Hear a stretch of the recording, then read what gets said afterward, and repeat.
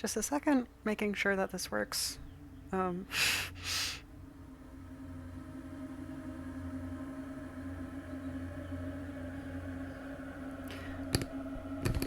testing, testing.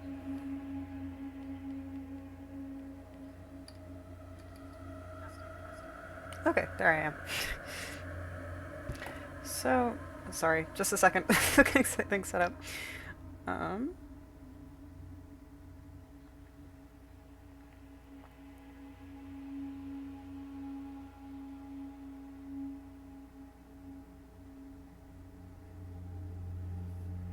Sorry, I'm not professional at all, but I haven't done this in many months, so hopefully that's okay. Um,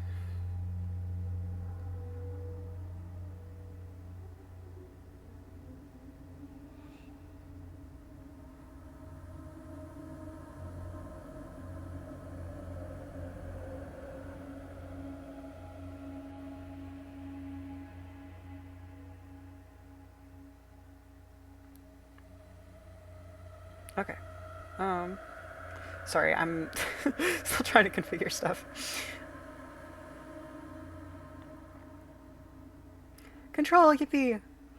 Yeah, it's one hell of a game. Sorry, the chat isn't going to be on screen just because I'm mainly recording this to get footage, but I'll try to respond to all the chat messages I see. But yeah, part of why I'm replaying this is because I really love this game. I right now I'm studying architecture, and so when I first played this, I was about like halfway through my first semester. And though I loved architecture, obviously, I didn't know that much about it. Um, and so going back into it, both knowing more about Control with like the context of the ending, and also knowing more about architecture theory and architecture history, I wanted to revisit the game um, to kind of, I don't know, take notes on it. I don't know. I just really like this game too. So, yeah. Um, New game. Yeah, rewrite my memories. That's fine.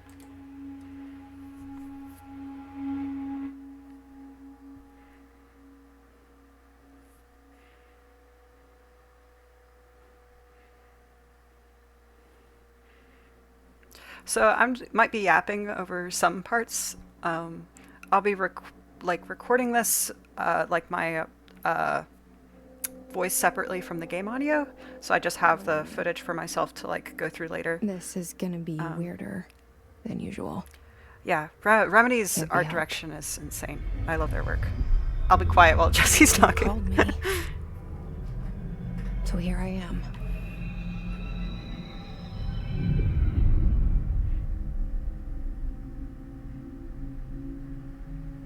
I know I shut you out sometimes. I'm always glad to hear from you. It's just that I get my hopes up. So many times it's led to nothing. I found nothing. It's like we live in a room. Oh, thanks for the And follow. there's a poster on the wall.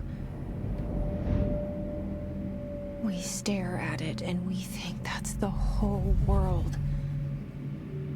The room and the poster. The picture's something nice. A landscape, a famous person. Like in that movie, what is it called? The prison movie. The room's a cell, and the picture, it's different for each of us. It can be beautiful or terrible, but we're all transfixed. But it's all a lie. Something Grandpa. to distract us from the truth. They're lying to us. We're lying to ourselves. The room's not the world. The world is much bigger and much stranger. There's a hole hidden behind that poster that leads to the real world. We all feel safe in that room. But sometimes Sometimes something crawls out from behind the poster. And the ones that see it happen freak out and try to forget what they saw. I'm here. Why did you bring me here? You can hear my PC fans whirring. And Hello? Anyone here?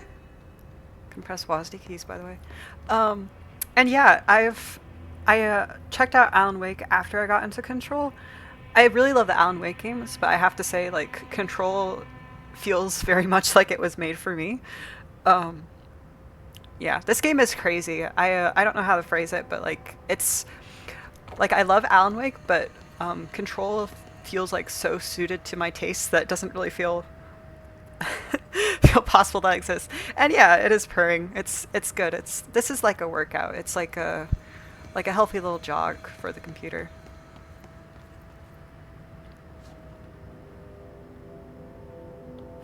I love all the pictures around of Trench and the whole gang. Yeah, I turned my settings way down before the stream, but it'll still be purring. It's okay.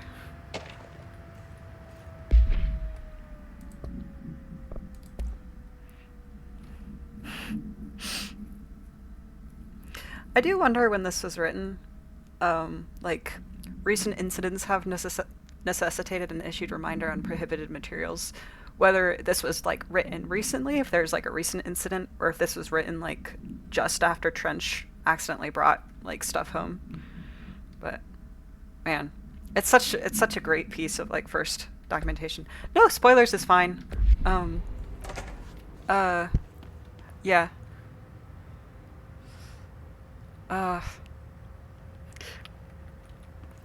Yeah, I think I'll be talking about spoilers for the end of the game.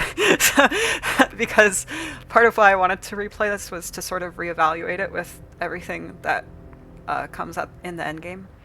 Like, head of research override. Oof. This game is crazy.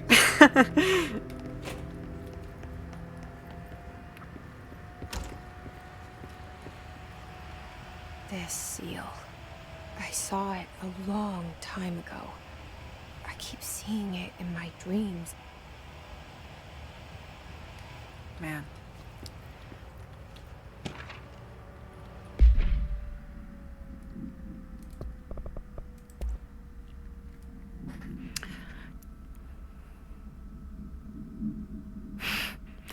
I love that janitorial costs is like a big thing, even though it's just Grandpa. It's just Ahti. Also mentions a data center initiative, and maybe I forgot, but I don't remember there being a data center there. But oh well. There's the guy at a slightly lower res. Yeah, it's crazy. Like, I can't imagine like working at the bureau and then just like, I guess that's most of what happened when Trench took over from Northmore as well, but just one day that like your boss's pictures just all get replaced. Oh, what you're saying is that all the portraits must have just shown up. Yeah, that's a good point. I hadn't really thought of that. That like the house just kind of like manifests the people in charge on the walls. That's kind of awesome. Man, I'm gonna take so long to get through this game. But I really like how you can see like Trench and Darling are like the de facto like heads of the house, and appear in the lobby here. But Ahti, our bureau at work, head of research, Dr. Casper Darling. Our bureau at work, Director Zachariah Trench. But like, I think it's really interesting that they're sort of enshrined as facing the camera, and then Ahti is facing away from the camera. It's just like, I love you, Ahti.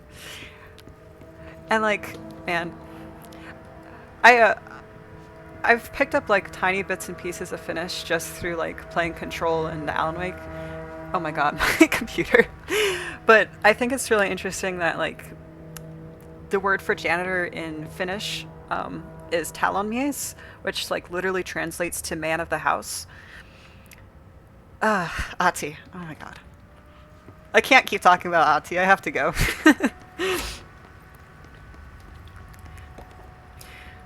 So, the first thing about architecture that I will say is that the oldest house, like in terms of its visual design, looks really nice.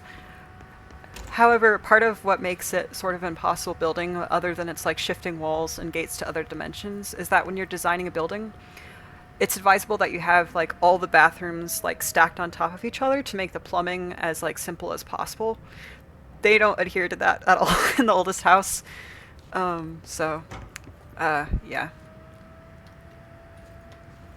Federal Bureau of Control. All these years I've been looking for them and they were hiding in plain sight. Time to talk to Grandpa. I love the plain text food.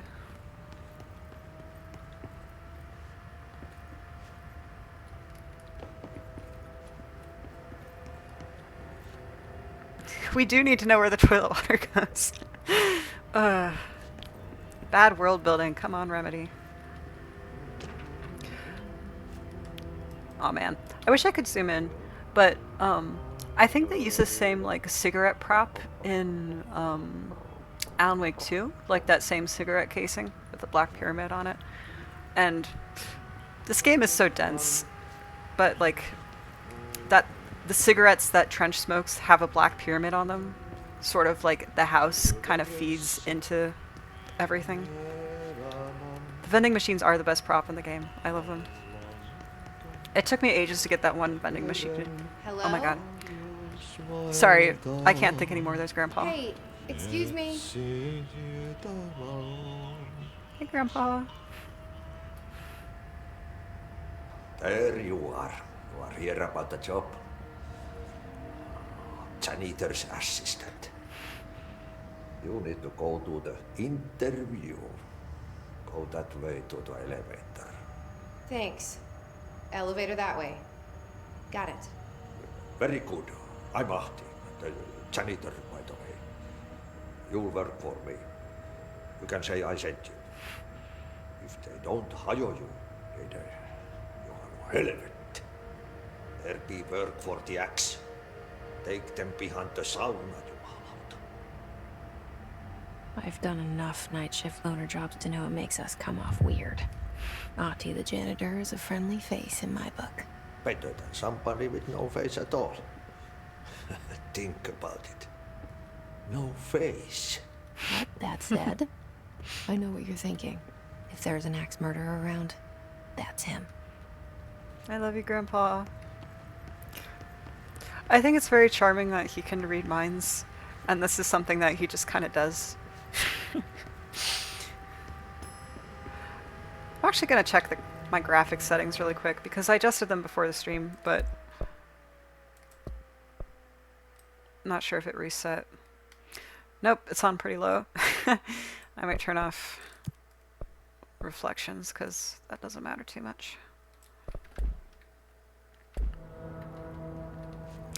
Yeah, everybody knows to love Ahti. Like, yeah. Alan meets him, and he's like, this is my man. It's also very charming to me that, like, he is, like, very different people, but Ahti kind of reminds me of my late grandma in that he's, like, a very good mediator between, like, a lot of different forces. Like, it's very charming to me that, like, how well he gets along with Zane as well as with Alan. It's like, I don't know. I love you, Grandpa. Also, something I didn't notice on my first playthrough of Control is that, oh my god, there's handprints over there. Well, I didn't notice that either. But something I didn't notice was that he removes his own portrait in order to let Jesse in. Which, it's both like a display of like how connected he is to the house, and also just like a really sweet gesture to Jesse. Just like removing his own like accolades in order to let her in. Which is like, ugh, I love you, Grandpa. Okay. Gazelle and the poster. I was 11 years old the first time I saw behind the poster. They told me I imagined it. I've been trying to pull it down ever since. Will you help? Opening credits. Yay. My computer will try to take off and fly away, but it's okay.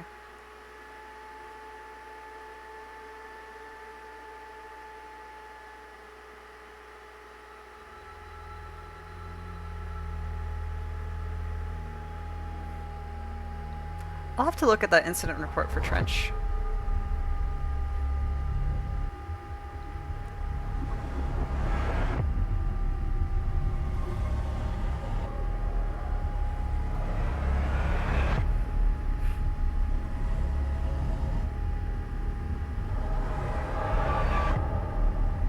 Remedy's sound design is also so fantastic.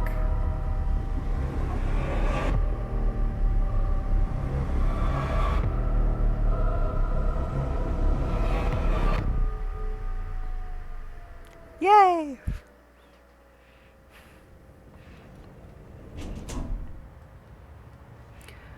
Did I lose you there for a moment? You know what's on my mind. My baby brother, Dylan. 17 years since the men of this bureau took him. The ties between their games is also... Yeah, I hope he's doing it like Remedy. I'm going to talk more about them just like hanging out in this lobby. But the way they tie between their two games is crazy too. Like the 665 here, like how you can see like pictures of the... Is that the Pacific Northwest over there? I don't know. Regardless, it looks kind of like the area around Bright Falls. Yeah. Man.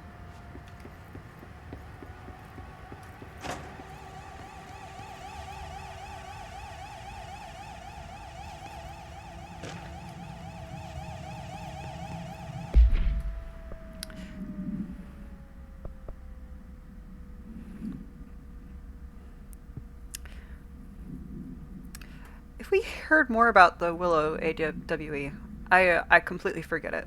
So I'm looking forward to relearning all the other AWEs that are not related to Cauldron Lake. Wow. I remember what kind of struck me is that like you aren't allowed to say sorry to people who like lost stuff. Or not stuff, but like people. Man. And it's fun that HRA and like head of research have like similar initials. Man. And the 665. I know that like Remedy just likes the 665 joke, but I do like that like that's like kind of like Zane and Darling's, you know, like thing. Their love was written in the stars.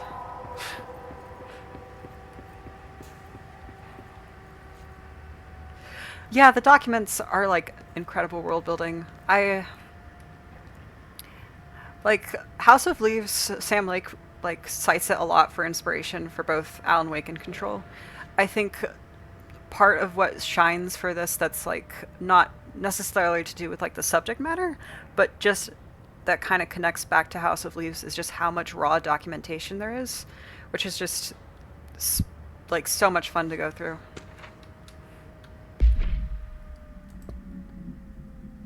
Oh.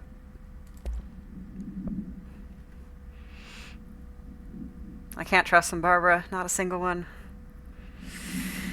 And see, the thing is, because Remedy's like writing is so like tightly knit into itself and so like self-referential, and I mean that in like a positive way. It feels like very cohesive. I am curious if it does mean anything that Trench's assistant is named Barbara or not. It probably means nothing, but it's interesting.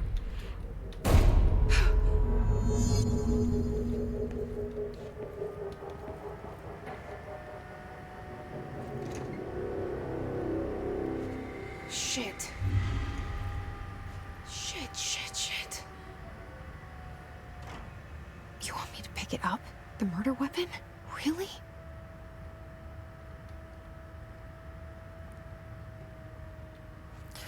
I'm pretty sure Something's Trench's... outside. Was coming here a mistake? I'm gonna take a quick look around Trench's office because I'm pretty sure it gets redecorated once Jesse takes over, so... Oh, you can see the hiss, like, kind of creeping in there. Oh god. I want to take a quick look around to see if there's any details. Oh, whoa, you can feel it. But that does not look like Trench's jacket. That looks a bit more like a certain research head's jacket.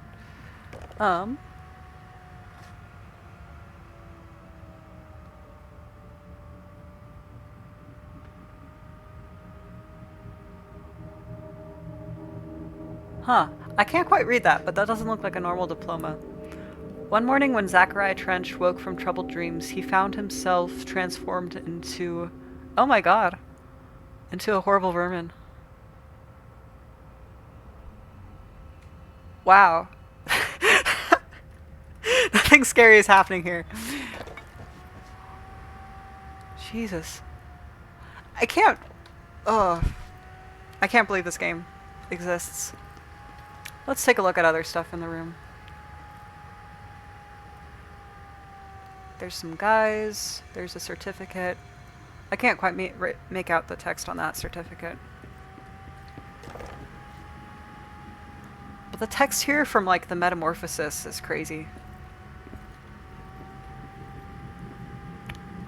There's some projectors. Yeah, there's so much hidden detail. Like... in these games. It's a little crazy. Economy of the oldest something world. Like, you can pick up so much about, like, characters from just how they decorate their stuff, which is a well-duh thing, but nobody has, like, the attention to detail that Remedy has. Here's a picture of him holding his daughter.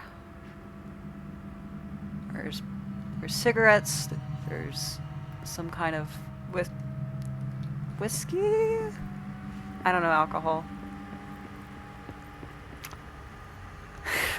There's Trench's little care package, a bunch of different forms of alcohol, and also a bunch of cigarettes. Oh, his delicious dinner. Okay. Well. Time to go.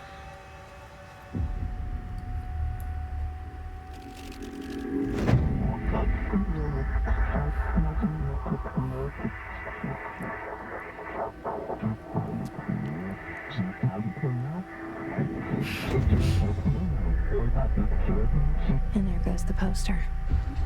Objects of power can cause or be results of AWE's altered world events, intrusions upon the perceived reality.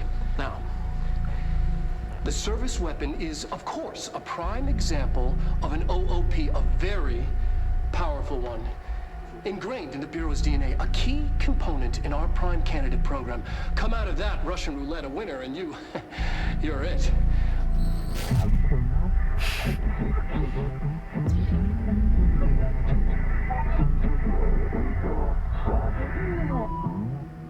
Look at this place. Where am I? I love how Trench, like, stares at that projection of Darling. Like, he looks at him like he's like a dead wife montage, you know? Which is relevant for later.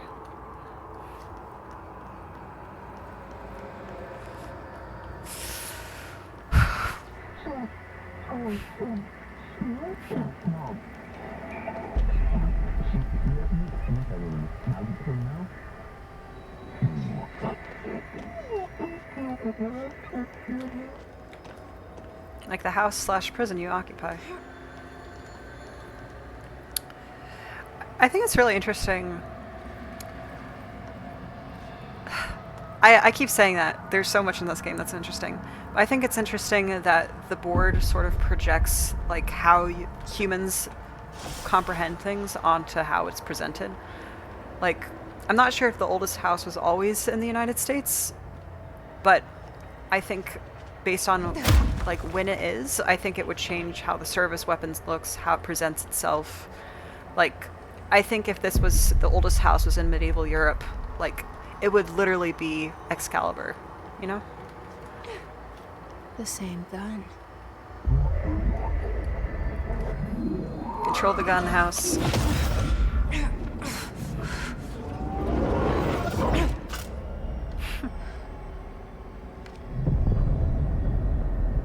Okay, now I have a gun.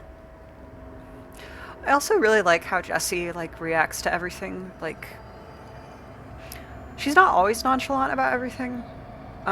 Maybe nonchalant is the wrong word. She's very accepting of everything.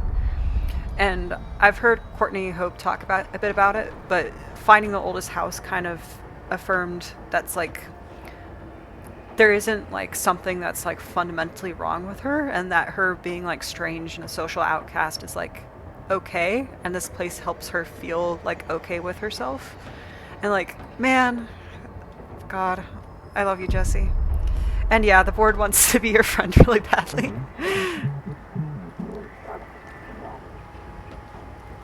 Oh, I have to shoot from far.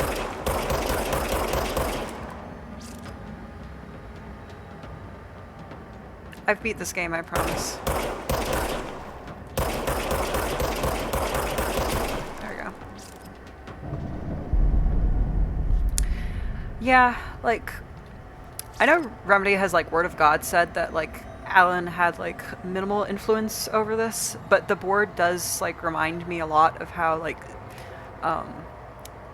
Zane and Alan Wake 1, and, like, hi, I'm your friend, trust, don't worry about it.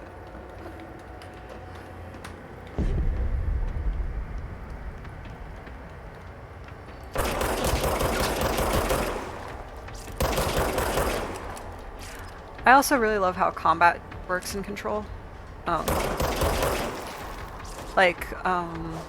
It's a mechanic in like the Doom games, I think. I haven't played Doom, so don't quote me on that. But also an Ultra Kill where you heal by dealing damage, which is a really great mechanic because it encourages you to play like aggressively in a very simplistic way. Bye. Yeah, I've heard a lot of people do telekinesis exclusively. It's just the most fun way to fight, I think.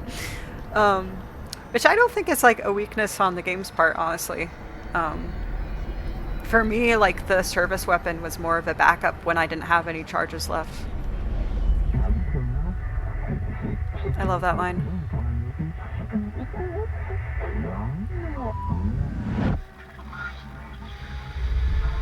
Something's coming. This threat. An attack. Duty as director. Keep the Bureau safe. Did you hear that?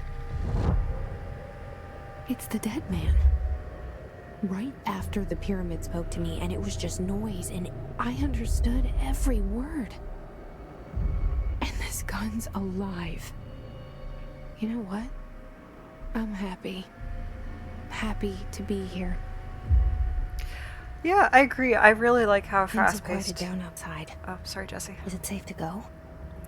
I do like how fast-paced combat is too. Yeah, I heard that like post-launch they like revised the checkpointing system a bit just so there's more of them. But even if checkpoints were further spaced out, like how apparently it was for release, like you get back into it so quickly that even when it does get hard sometimes, it doesn't. It doesn't really frustrate you, and because it's sort of a sandbox, after a certain point, if something is too hard, you can just leave and come back, which I always like it when games let you do that.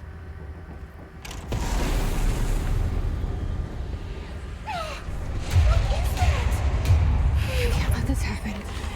You can't let this happen. You can't let this happen. You can't let this happen. You can't let this happen.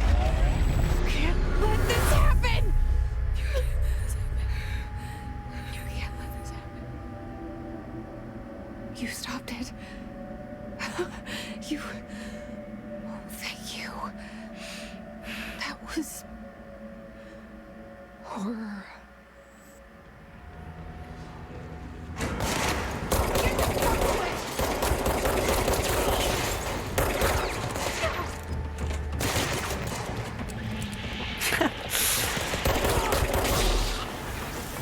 Recharging is so scary.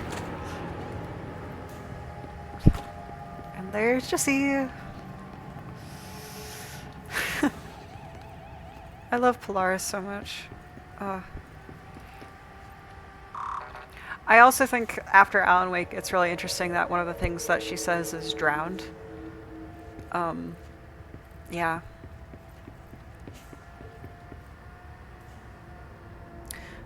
Speak in a moderate volume, no personal calls, no food or drink around Burrow documents or in the copy room, no using the photocopier for personal projects. There's also like a handwritten note right next to that, which I can't read.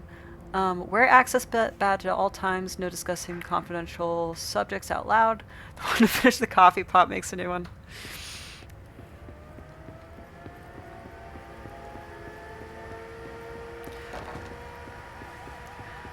Yeah, Remedy loves their coffee too. Yeah, and the elevator used to be right here. That's fun.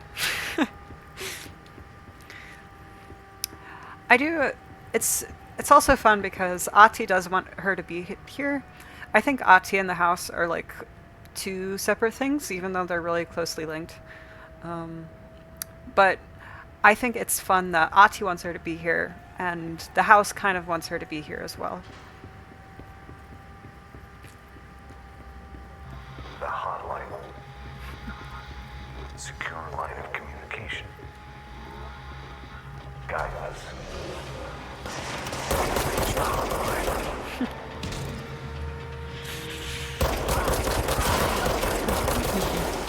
He's the dead man. Okay.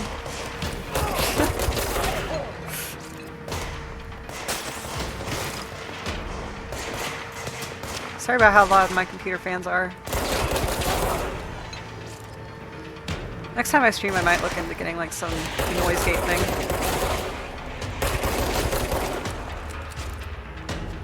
Oh, I miss not having launch so bad.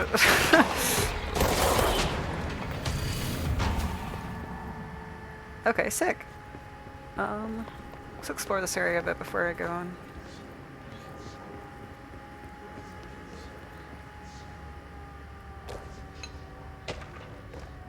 Executive meeting minutes. What were y'all talking about? Oh, I have a lot to go through. Hold on. So much is expected from the director. The responsibility, the privilege. Zachariah Trench. Hiss Guard. The Bureau has many internal security personnel. The Hiss was quick to take advantage of this fact. Hiss Guards use standard issue bullpup rifles they carried prior to corruption, while the armored guards carry pump-action shotguns.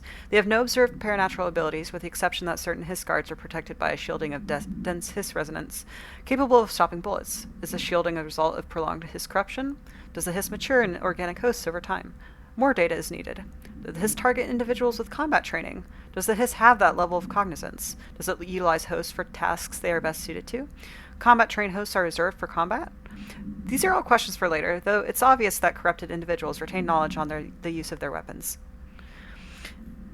And it's also really fun here that this was ordered by order of Jesse and compiled by Emily, even though like they haven't met each other yet at this time, which I'm not sure if it's just a quirk of the game or if this is just how it works.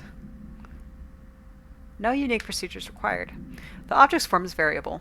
When bound, the object allows para-utilitarians, oh my goodness. This object must only be bound by individuals seeking the role of director of the Bureau. The object will determine whether... I might just fill in some of the blanks for when it's obvious. This object will determine whether the subject is fit for running the Bureau. If rejected, the applicant is terminated. This process is dictated by the service weapon, though their criteria is unknown. The object was discovered inside the oldest house, in the room that is now used as the director's office. That's interesting phrasing. The popular hypothesis is that it's taken many forms throughout history. Mjolnir, Excalibur, Varantastra, all weapons that test the capability of their wielders. If objects of power are the convergence of forces based on the collected subconscious, then this may be the original manifestation of this event. If this is the case, blank. So this was acquired, I think, when the house was first founded in the 60s. I also think it's interesting that the house was kind of found, was implied to be found like at around the same time that like Ati and Zane like immigrated to the US, which might be a coincidence on when it comes to Zane, but I don't think it is for Ati. I think him and the house are like a matching set. Executive meeting minutes. Rising costs of AWE response, update on mold eradication efforts, upcoming annual salary review, new supplier of coffee filters to be found and vetted. Please come prepared. Thank you for your time. Vetted for coffee filters is such a funny phrasing. I love that. Oh, a Darling presentation. Okay.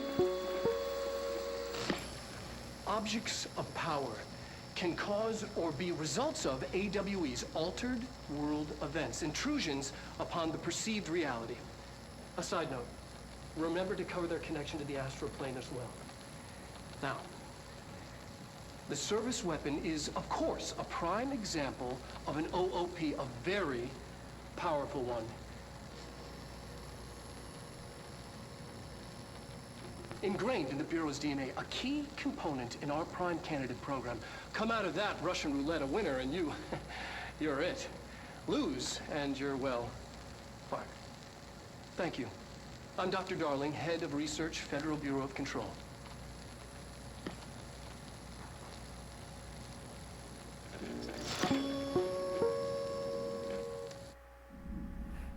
Man, he's so charming. It's interesting because, like, obviously you find out worse aspects of him later, especially with how he raised or didn't raise Dylan. But, like, that doesn't it doesn't erase, like, how charming he is. And weirdly, it's, I don't know, he's a full person. He could have just been, like, a one-note, like, quirky scientist. But that's not really the case. Reminder, if you experience an unanticipated building shift, follow these simple steps. 1. Search the room for any altered items or objects of power. 2. Carry the altered item or object of power to the nearest safe room. 3. Wait for Bureau staff to find you and the object. If there are no altered items or objects of power in the vicinity, then reach your supervisor via the nearest intercom and await further instructions. Thank you for your attention.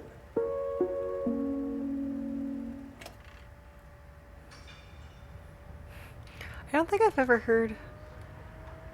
I must have, but I don't remember hearing that falling tone little jingle. God, my poor computer. So, this is what is referred to with the very professional terms of a waffle slab. And it allows you to create larger concrete spans without increasing the weight of it. Other architecture stuff. Oh, you just saw one of the tubes go through.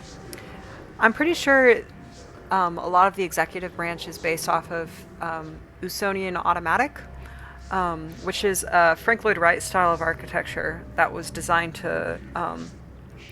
specifically American. He didn't want to call it like American because he didn't think it applied.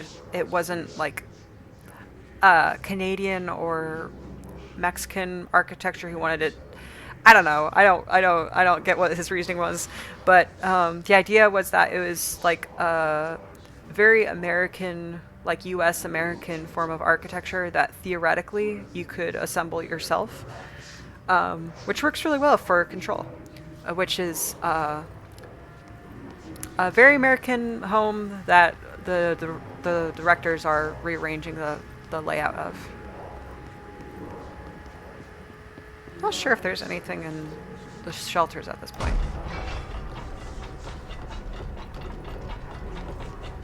Except maybe like collectibles. House memory. Aw. Oh, something from Marshall. Okay.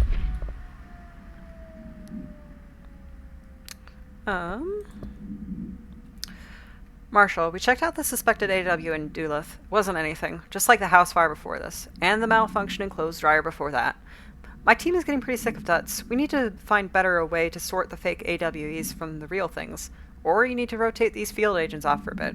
Anyway, we're en route to Sherman Ranch, next one on the list. Let's hope it's a little livelier there. Sincerely, Special Agent Keenum. I feel like something happened at Sherman Ranch, but I don't remember what.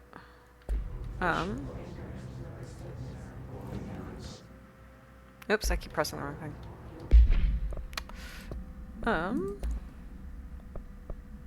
Oh, that was just the building shifts memo. Assets. I keep pressing the wrong stuff. Oh, that's nice. Okay. I think I'm ready for Central Executive, but I'm going to take a look in here to see if there's anything I missed. Ah, and there is. Surely nothing happened to them. I'm sure nothing bad ever happens to Bureau agents. I'm so used to opening up, like, Saga's Mind Place at this point. Dinner reservations at 7 p.m. at Chez Ambre. Wife will meet you there. Don't be late. Flowers are ready for you at lobby reception. Remember, she's turning 46. Though it happened to Trench, I feel like the alienation that people feel from, like, their home lives is kind of pretty significant for anybody working at the Bureau. Which, I don't know, how, like, the house becomes, like, your new home is really fascinating to me.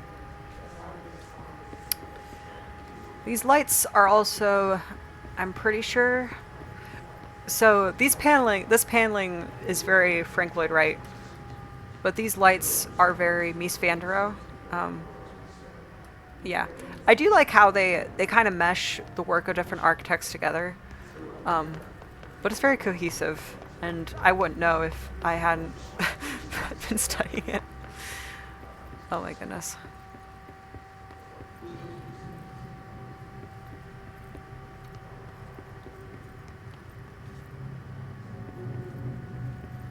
Oh, I just went in a circle.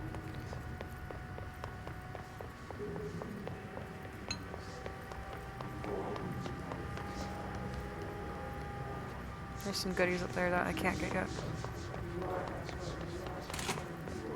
The hissing sound that tried to invade me earlier. The hiss. Burrowing into everything in this place. Is the hiss your enemy? Alright, it's our enemy. Polaris is like thumbs up emoji. Contagious. It burrows in like an infuriating melody that makes you hum it over and over. How do I get down? There we go.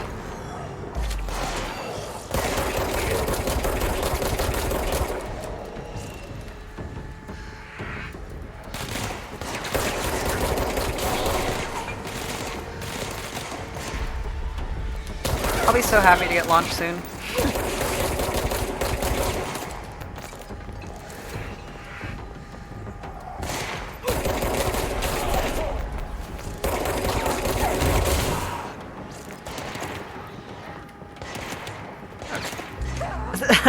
Oh well.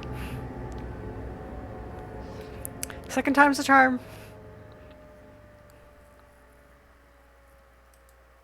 I do think it was a good it was a great idea to have telekinesis be like the first thing that you get. I feel like that's often what comes to people's minds first when they're like talking about this game. Like I told my dad about how I played this game recently, and he's like, "Oh, that's the game where you throw things with your mind." I'm like, "Yep, that's the game." The hissing sound that tried to invade me earlier. Okay, take 2. Hiss.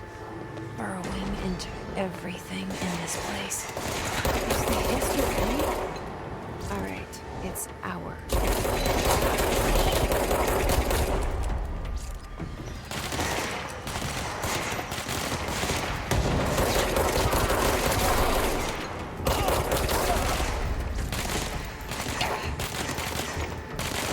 Computer.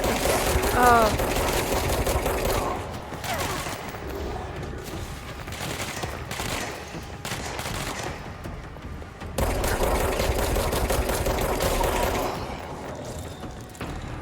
Must cleanse control points.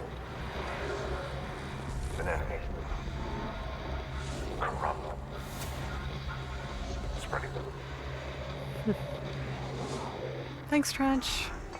Cleanse the control point. What does that mean? Help me fix it.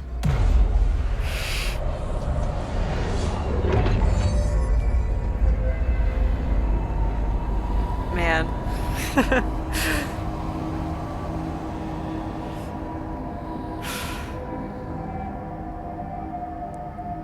Holy shit. You did it. We did it. Hello, Jesse. can you hear me? Oh. Are you with us? Oh. With the Bureau? Hi, Are you Emily. still sane? I can't tell you how happy I am to talk to somebody sane. The feeling's mutual. Yeah, I'm Pope, Emily Pope, Dr. Darling's assistant. My turn. Should I lie? Jesse Faden. I'm just visiting. I should have lied. Oh, shit. You're the new director. Hold on. We're coming out.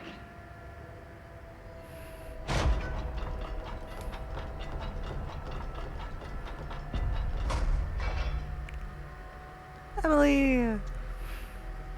Director Faden. Call me Jesse. Okay, Jesse. I'm Emily. Look, somehow this hostile force, this Hiss? that works. Somehow the hiss managed to infiltrate the building without any warning. And just like that, my name for it is official. The hiss. Like the sound of poison gas leaking in. We're in full lockdown. It seems to have spread everywhere and to everyone, not protected by an HRA. And, extraordinarily, you. You are the director, and that makes you special by definition. Trench is no longer the director, obviously. I'm sorry, I'm talking too much. This whole situation is just a lot. She's me when I'm talking about control. Trench is dead. Shot. Ah, I found his body. And the gun. Do I tell her it looked like a suicide? the service weapon. Also, and this can sound crazy, but he keeps appearing to me, saying things. It's hard to make out, but he told me to cleanse the control point, push the hiss out. The whole room shifted around. You did that? And you entered the building when it was already in the lockdown before you became the new director? How? I'm not ready to tell her about you yet. A janitor let me in. I love it. This is fucking unbelievable. I can't even... Look, Jesse, I have a million questions, and you probably have a million more. Like, do you know my brother Dylan? Not yet. But there's something I need to ask you to do first. If you can cleanse a control point, then you can maybe cure those infected or possessed by the hiss. Because if that's possible, our options are very different. Emily Pope. I don't know her, but I like her already. She's the opposite of the faceless agency I've blamed for what happened to me for so long. But I can't trust her yet. Or rather, the Bureau she's a part of. Yes. I can try. I'm speaking for you, of course. We can try it together. God. I love Jesse and Polaris' relationship so much. Before. Push the hiss out. Like, how Jessie corrects herself to say, like, we or you in a lot of situations. Man. Like, I don't know. It's something I'd have to do more research on, and also, like, hear about other people's input on it. But, like, though Polaris is obviously supernatural, like, Jessie and Polaris very much reads as, like, a system. And I think this is the first instance I've ever seen where it's portrayed as, like, not being, like, a scary or, like, bad thing. I don't know. I just really love how Jessie and Polaris are written. It's just, I don't know. I'm trying to think of a better words to describe it, but it's just very considerate and, like, very sweet. And the way that Jessie comes to terms with things, like, in the end game, it really got to me. I really like her.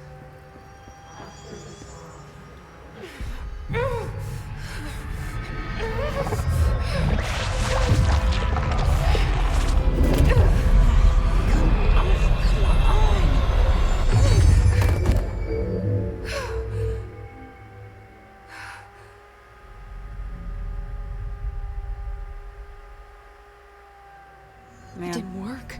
The hiss has burrowed too deep. Ripping it out rips them apart. Oh, she already went to the Jesse, boardroom. Over here. We need to make a plan, Jesse. Sorry, Emily, I'm looking at outfits.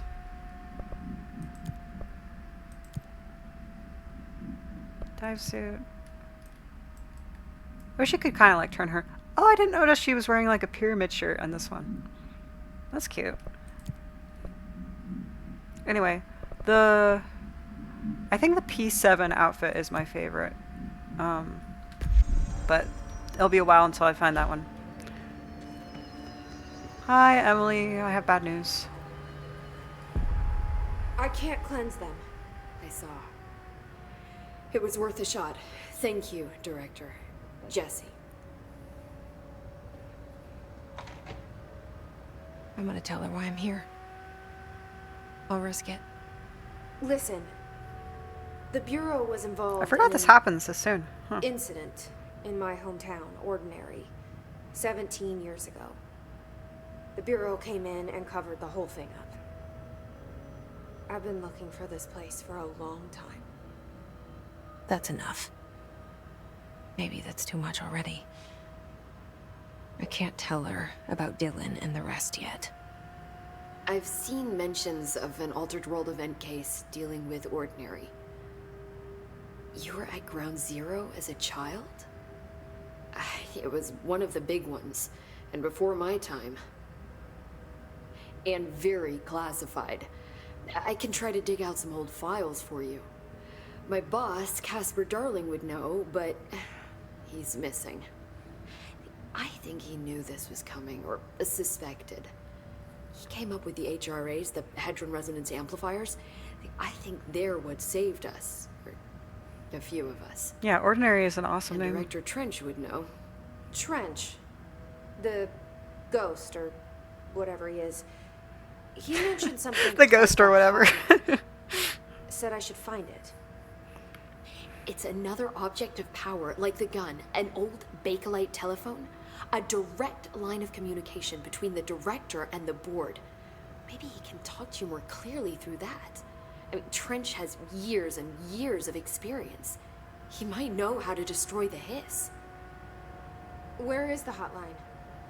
It's kept in the communications department through the mailroom. It's part of this sector, so we can access it even with the lockdown in place. We'll get the door open for you. Okay, that's my next stop. That's Tomasi's department. He's head of communications. I don't think he had an HRA. He kind of made a point about not wearing one earlier. Keep an eye out. They call me the director. But that's not me. I'm not a director type. I'm not a leader. Why am I here? I think you already know.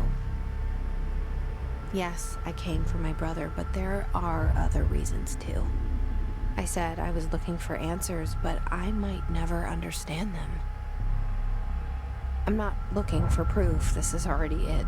More than enough. No matter what they told me all those years, I know it's real now. I didn't imagine this. I want to be a part of this world. What scares me shitless is that I finally found it. Only to see the hiss destroy it all.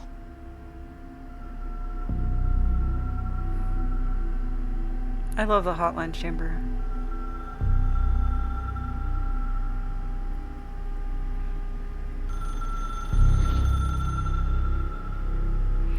So the style of the hotline chamber and also of, there's another room styled like this in the Lake House DLC, but this is very Mies van der Rohe with the way that like the windows and lights are framed. Don't hesitate to ask me anything you want to know. There are no stupid questions. The door to the comms department is just outside the boardroom back in the lobby. They should have gotten it open by now. Okay. Follow the signs to the mailroom. You can get to the hotline containment chamber through there. Can I chat more with her? Oh, cool. The hotline should be in the communications department. Oh, well, you know more answers to this once you beat the game. Let's see Emily's take on it. Where did the hiss come from? I'm not sure. You said the hiss was here when you entered. Did you see anything like that outside before you came in? No, just inside. The source is internal then. See, the oldest house is a sprawling complex with openings to other places as well. I don't even know where to start looking. But in the context, it's good news. The lockdown holds. The hiss escaping the building would be the end. Pretty shitty world out there if you ask me, but I wouldn't want the hiss to destroy it. With you on that, Emily. The oldest house. You mentioned the oldest house. What is it? This building, I'll not be exploring AIviewers.com, but thank you for the suggestion. Yeah, you've seen it. It Hold transcends on, let me see if I its can block that physical person. limits. I've been to New York a few times. How didn't I notice this place? It's an attribute of the building. This is a place of power. The oldest house doesn't like attention, so unless you're purposely trying to find it, you don't, which is perfect for us. The work we do here is essential, but unstable. The Bureau prefers not to be noticed. And we need strong walls to make sure nothing gets out. So without you, I never would have found the front door. Okay.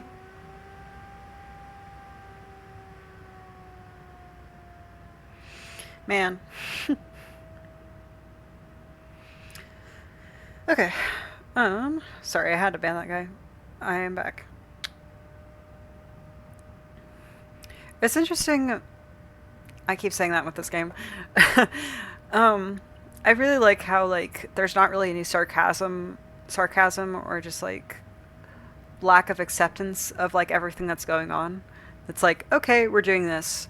Just, like, the sincerity in Remedy's writing is, like, really refreshing to me. I really like it. This Trench guy. I keep hearing him in my head. Is he a ghost? Haunting me?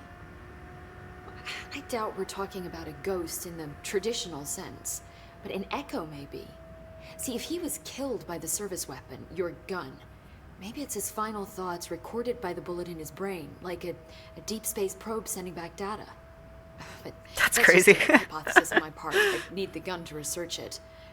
But you better hold on to that given the circumstances. I think I will. Yeah. The idea that, like, the hotline stuff that you get is, like, his last thoughts is really interesting to me. I'm not sure if I agree with Emily on that, but that's an interesting idea. Can you tell me what an object of power is exactly?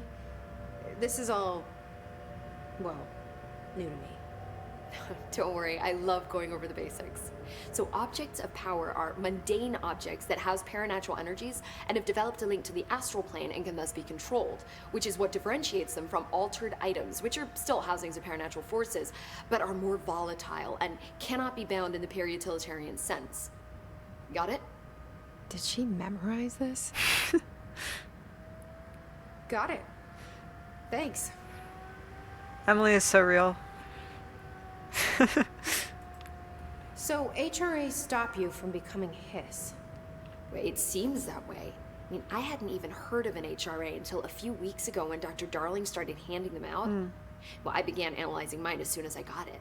I mean, each one seems to emit a powerful short-range frequency way beyond anything I've ever seen. Doesn't the timing seem suspicious? I thought that too. Dr. Darling usually likes to unveil his latest breakthrough in big presentations. With these, he just passed them out. Yeah, his behavior makes me wonder what exactly he knew. Man. Divorce. Thanks, Emily. I'm sure I'll have more questions soon. Just let me know. I didn't know that the time frame between like when Darling started to figure out when something was wrong and when this happened was like only a few weeks. Because that's kind of crazy. I assume that like their relationship started going downhill like over the course of like years or months or something. But it happening all at once is crazy. Yeah, like just the different phrasing that the Bureau and Alan use is really good. I really love that. Like it took me like until Estevez said something about it, I didn't realize that like overlaps and thresholds are the same thing, but just with different words for it. Like I don't know. There's like a part in Alan Wake 2 that like kind of cracked me up is that when the Bureau, they weren't really accepting that like art could alter reality. I mean, it does just in the real world, but they didn't accept like how the lake like physically manifests it into reality, and we're trying to like sort it out scientifically. But yeah, just the different approaches they have is really interesting.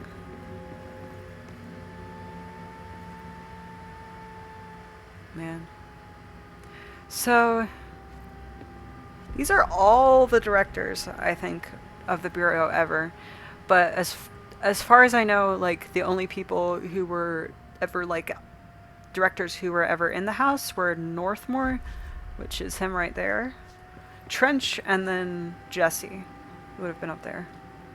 So I'm assuming that the guy who's like directly to Northmore's left would be Ash Sr., like Dr. Ash's dad. That's interesting.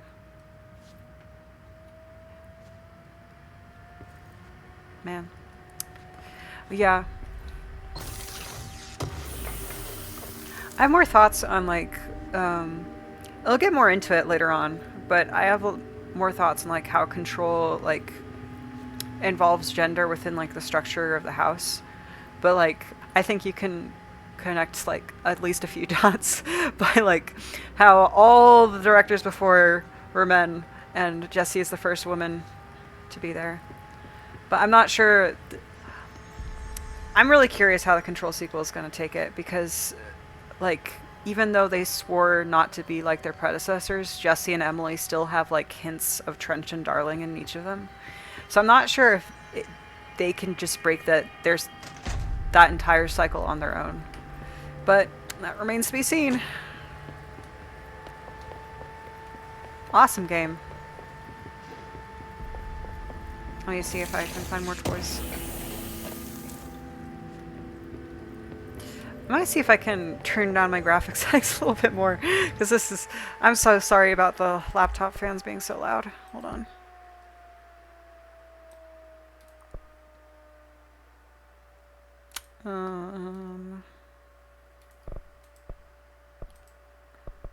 Turn that lower.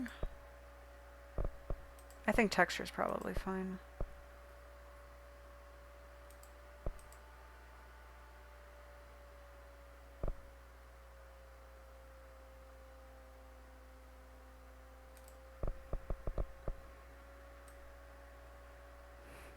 my thrilling gameplay. Actually, I might just turn this low as well.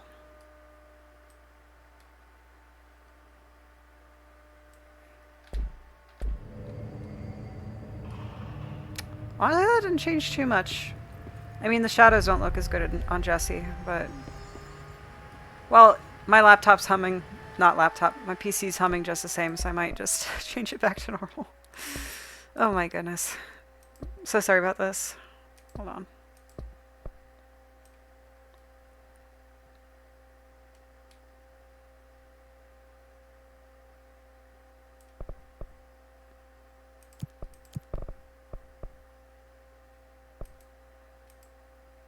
Okay.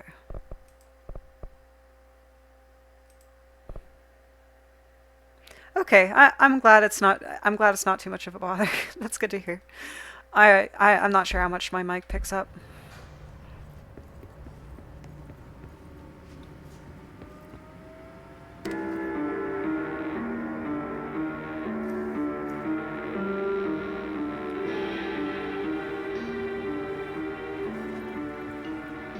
Awesome tunes. Okay, that's good to hear that you can hear both me and the game. Thanks for letting me know. That helps me feel a lot better. Is that a stapler or an altered item? It would be so sad if, like... I'm not sure if Trench ever mentions what exactly, like, what altered item, like, killed his daughter. But it would be, like, horrific if it was something that, like, mundane as a stapler.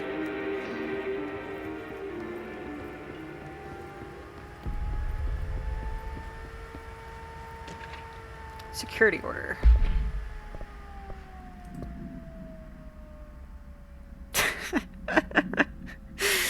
Oh, I love this one. I forgot about this. I'm pretty sure this is Darling's shark, right? Why did he get a shark?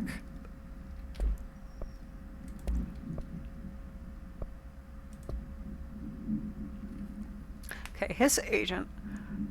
This manifests in human hosts in numerous ways. The most common and least intense form is seen in the many corrupted agents floating around the Bureau. The Hiss agents have maintained their human appearance, undergoing no obvious physical transformation. The most notable distinction from an unaffected human is the fact that they levitate. These Hiss have... shoot to kill.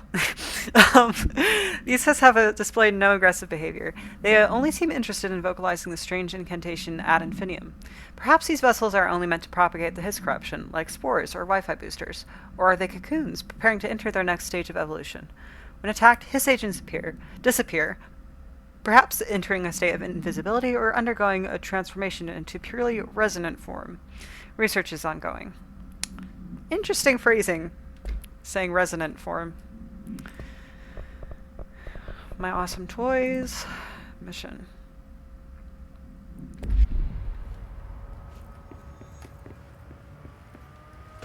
I love how much of this game is reading. The oldest house imposes certain limitations on our Bureau, but by far the most restrictive is the inability to use certain technological instruments. The oldest house does not allow any devices that transmit, receive, or emit any, I'm assuming, Wi-Fi signal? Radio waves are the only transmittable signals in the oldest house, and even those are often unreliable. If the power of collective unconscious is taken into account, it could be that certain pieces of technology are too new in the cultural zeitgeist for the oldest house to adapt them. Similarly, contain them, maybe. Similarly, these items have not been known to become receptacles for altered status.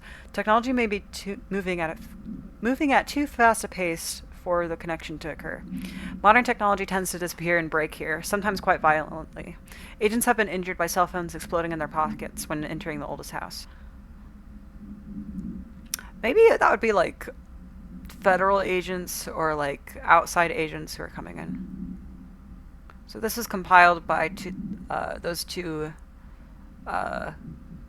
assistants that are in Darling's videos. Okay. Oh, the sticky note room. Aw.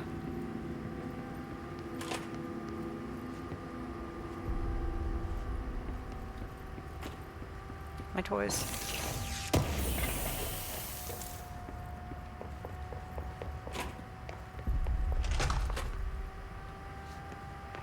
I also love all the shortcuts that open up between everything. That's nice. Like, I love Alan Wake, but one thing I really missed about Control is, like, the ability to, like, just climb all over everything. You can get around so fast in this game, and I love it.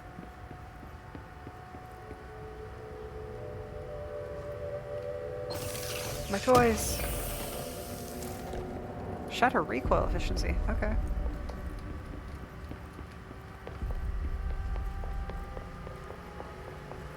I'm curious if getting a health boost as one of like your first mods is a scripted event or if I'm just very lucky.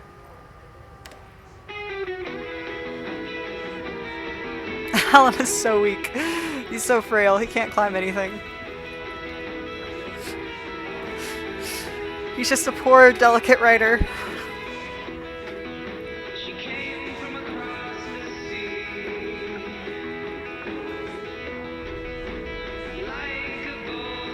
The song is so good.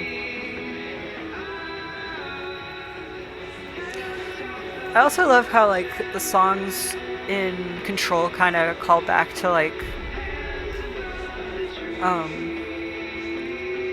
Alan Wake as well, both with like Sankar and Tango.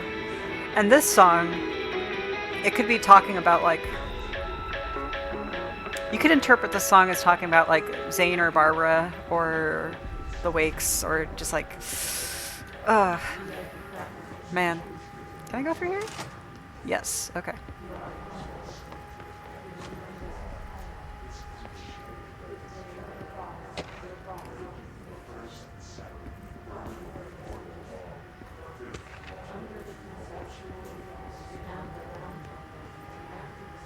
Do I have a key card yet? I don't think I do. Nope.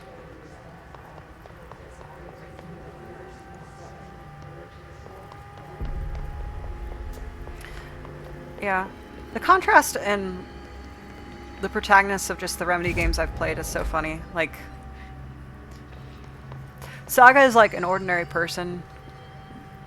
Pretty much. Alan is just like an ordinary person in like crazy circumstances. Jesse can like yank concrete out of the walls and throw it at your head. That's awesome.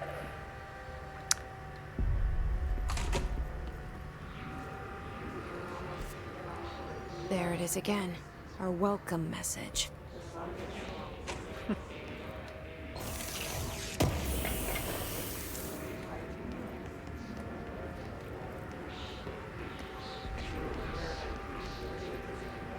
Oh, you can hear Tomasi. Oh, interesting.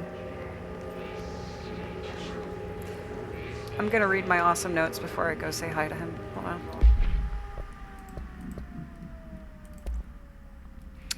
Urban legends are believed to affect the creation of altered materials, but can also dictate the characteristics of an altered world event.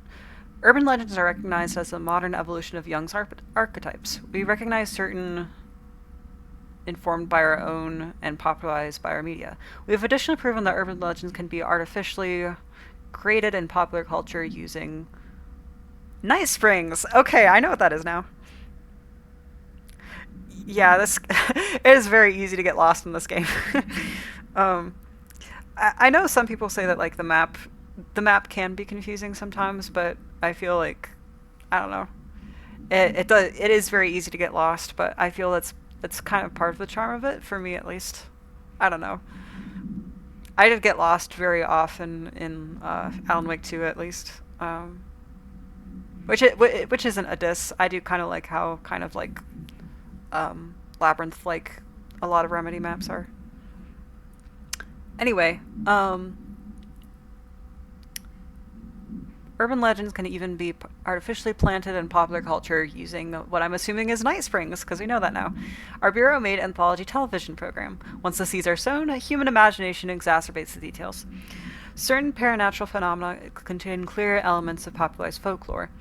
AWEs that only occur on Halloween, maybe? A pair of scissors that consume human flesh through 2 punctures on the neck. human blood through tooth punctures on the neck. These details, living in the minds of so many, have been given strength through belief. Urban legends are not just stories for children. They are paranatural realities waiting to happen. Ugh. That's so good. Just, like, even outside of the context of, like, Cauldron Lake, that, like, supernatural entities will, like, latch on to legends and just make them true. That's awesome. I love that. How to handle unscheduled visitors entering the lobby. Welcome to the Federal Bureau of Control, established in 1964 as part of an effort to strengthen government relations. We are proud to serve the United States and her people as we strive for transparency and excellence in all aspects of our esteemed nation's infrastructure. If they do not leave, then ask them these questions. Are you here to see someone? Are you from New York City or just visiting? How did you find this place? If their answers are sufficiently harmless, explain that this is a secure federal office and that they'll need to leave. If their answer seems suspicious, escort them to a private room. Then perform the Gunnar's psychological assessment. If their responses are within the acceptable range of deviance, see the provided scoring sheet, then immediately. Remember, there's no such thing as too suspicious. That blacked out phrase at the end. Oof. This game is so great.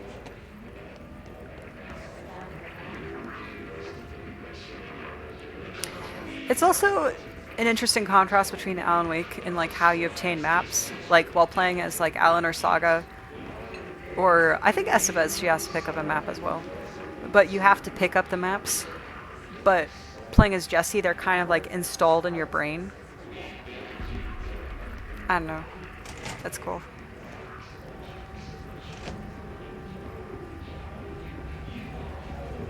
I forgot just how many collectibles are in this game. Oh my god. My toys. Maybe I'll explore each room and then pick up everything I can find and then... Hey man!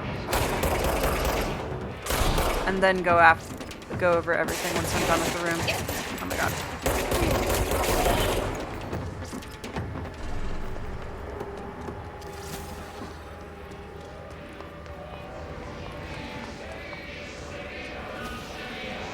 Hey Tomasi. And then that must be the gateway to the slide projector right there. Huh. Can I? Nope. It's overpowering here. You don't want me anywhere near it. With you on that.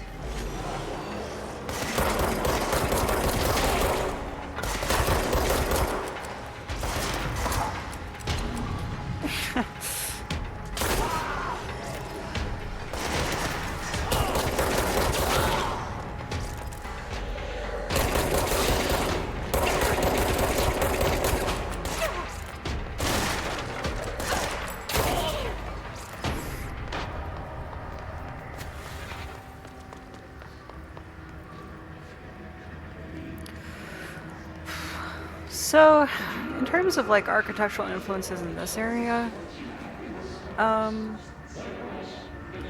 don't know. I don't think I pointed it out back in Central Executive, but Central Executive is looks very, very inspired by IMPE. I researched IMPE. He designed like the Louvre and the National Gallery East Wing in Washington, D.C. And in the... Actually, let me pause it so hear the hiss less while I talk about architecture. One of... they were actually designing like the upper floors of the East Wing while they were constructing like the foundation and like the bottom segments of the building.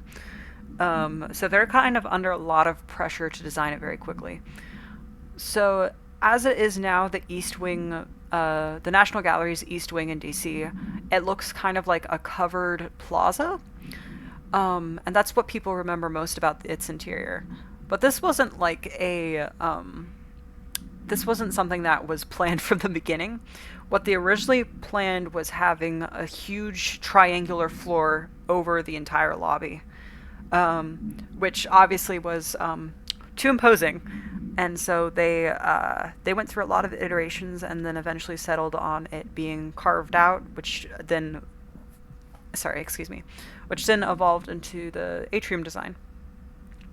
But that pyramid design kind of stuck around for the Impey's design of the Louvre, and in popular culture, that kind of stuck around with the design of Control. Yeah, so that has been my architecture talk.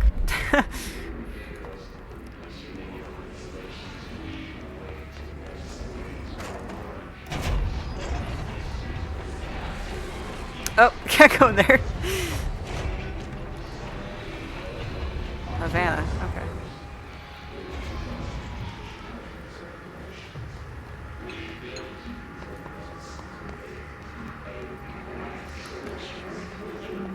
I've said it before, but the oldest house's plumbing has got to be a nightmare. I can hear Tomasi like all the way from here.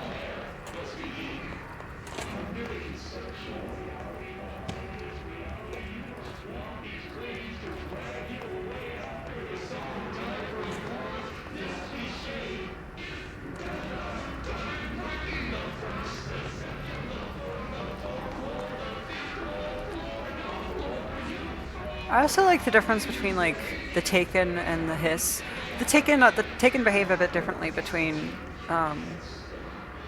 Well, they behave a lot differently in some aspects between the Alan Wake games, but I like how the Hiss, while the Taken say like sort of reflexive phrases in the first game and then bits of writing within the second. Here, the Hiss sort of say like poetic nonsense, which I think is really fun. Dead letters. I love this room. I heard that this room in particular was designed after like churches, which I think is really cool. Oh my god.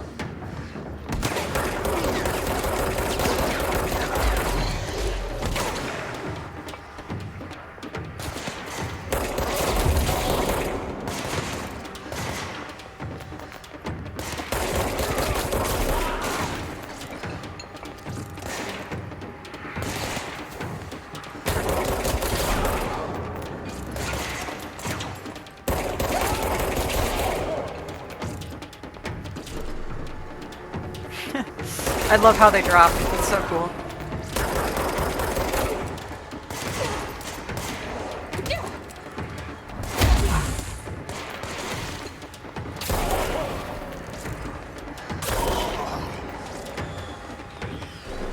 Are there more guys?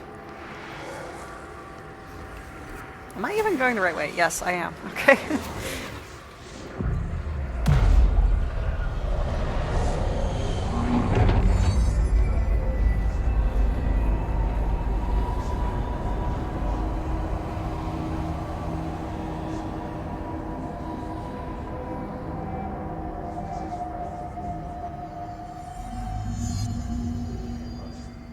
I love how the letters like fall through the air like snow.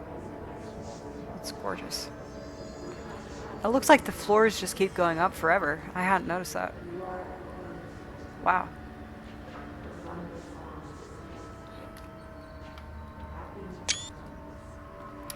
It's crazy because we might get to explore more of the oldest house in Control Resonant. But it's crazy that like you technically get to see like every department of the house, but you still get the sense that there's more that you haven't seen.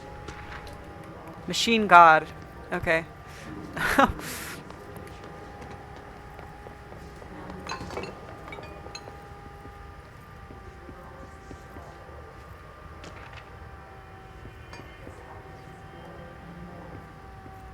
Do as you're told. Don't eat mold.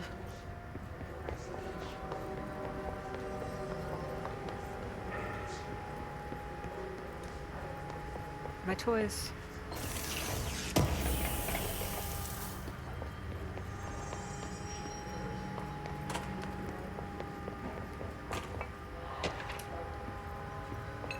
Sorry, I'm just collecting everything I can right now so I can read it all at once. Oh, there's another... That's either Threshold Kids or Darling, I can't tell. Well, let's read what we have for right now.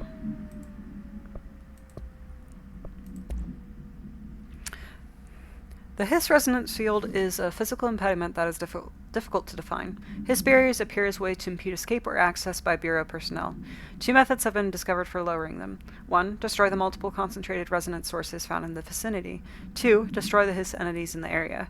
The resonance fields seem to require support for their size and density from other, non-connected sources of Hiss resonance. Without the ability to draw from these sources, the barrier will fall. Does an inactive structure made of Hiss resonance qualify as a conscious being? Does this distinction make any difference when considering the Hiss? What does the very act of building walls to prevent our movement tell us about the Hiss? To what degree is it watching and planning? Interesting. That's interesting that, like, the Hiss is also... Obviously it's altering the house, but it's also building on it in an interesting way.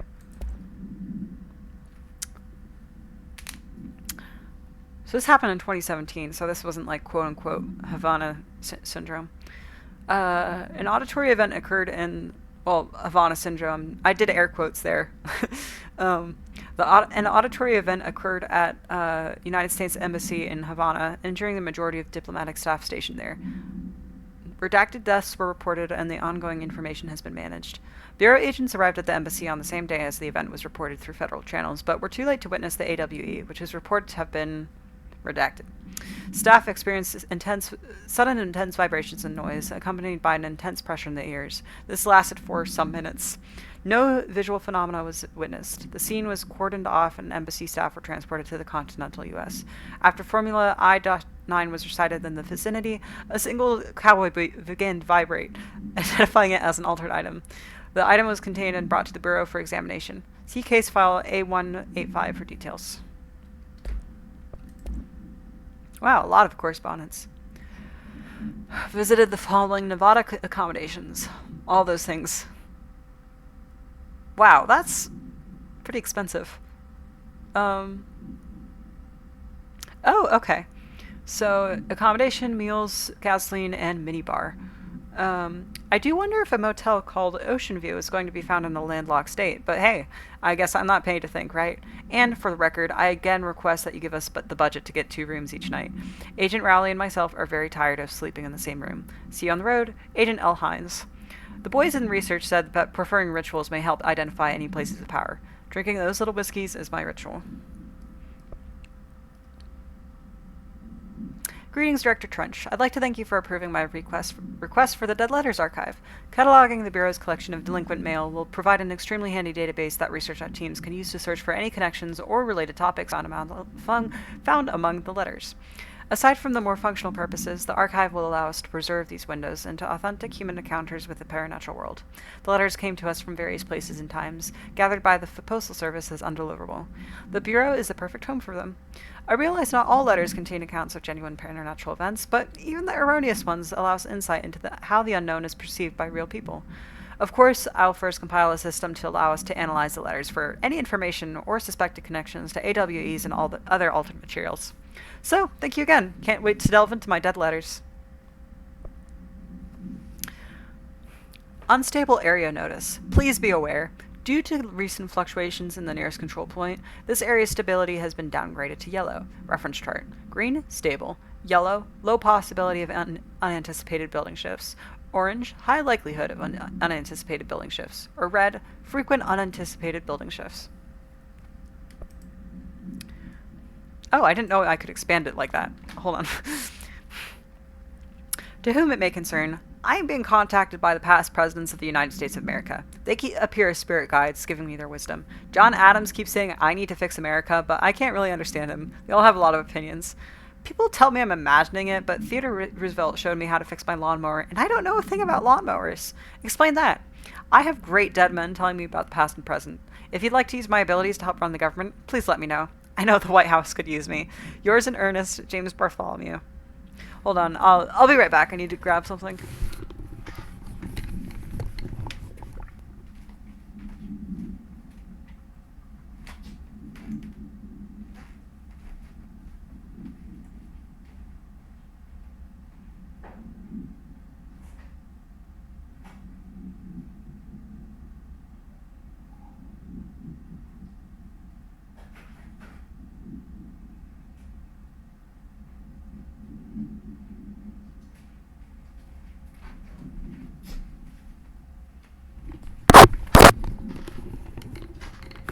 Okay, sorry for bumping the mic. I'm back. I don't know. I feel like, though, in these cases, like some people contacting like the FBC might have cases of like psychosis or OCD or things similar to that. That's what I feel like, given like Alan Wake and also how you can commune with the dead in this game. I feel like this might actually be some kind of supernatural event, but I don't know. Machine God. I had a dream and I built the thing I saw in my dream. A machine that will contain God, but not the God you know or the ones anyone knows. A new God. This machine will be his body, his heart, and his mind. I made it just like the dream showed me. I used a motor from the refrigerator and the coils from my toaster and the fans, plus a timing belt from my car's engine and the wheels from my son's skateboard. God can't move yet, but the dream said he would learn how on his own. This is just a beginner's body, like a baby's, but a machine instead. God only needs a place to start. If you want to interview me, please contact me at the address on the envelope. My phone does not work anymore. I had to use the dialing plate on God. This is one of my favorite letters in the game. It's really good. I also, again, this is me connecting dots where there probably are none.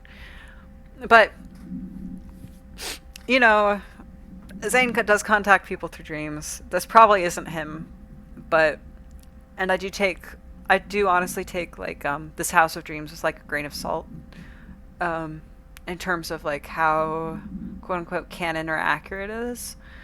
But I do believe, like, Zane's claim that he doesn't have a body anymore. But, yeah. These two dead letters, I'm not convinced that they're entirely fake. I do feel like these might actually be actual supernatural events. But I guess we'll see. Another thing that the games keep bringing up, which I assumed would be in Alan Wake 2 because it kept coming up in Control, was like the Blessed organization, which keeps popping up, but we haven't actually seen what they do yet. Wait, I forgot there's a Threshold Kids video down here, I think.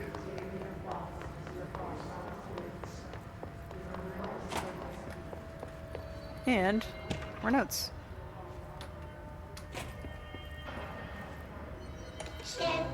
Let's go!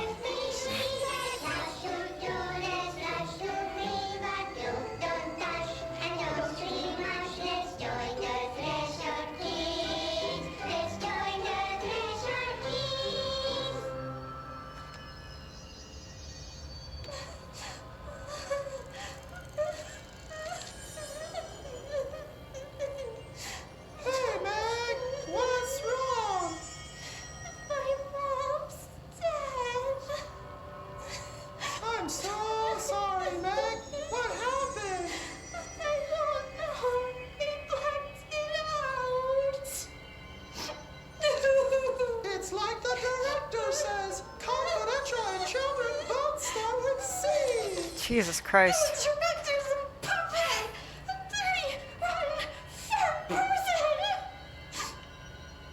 Dad says my mama went missing in actions. She walked into the city and didn't come back. I don't know what missing in actions is, but I sure wish someone would find her. I'll help you look, Topher. We'll find your mama together.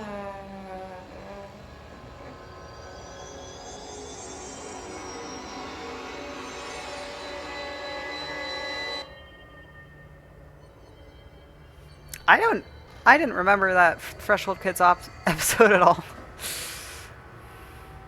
Confidential and Children both start with a C. Jesus.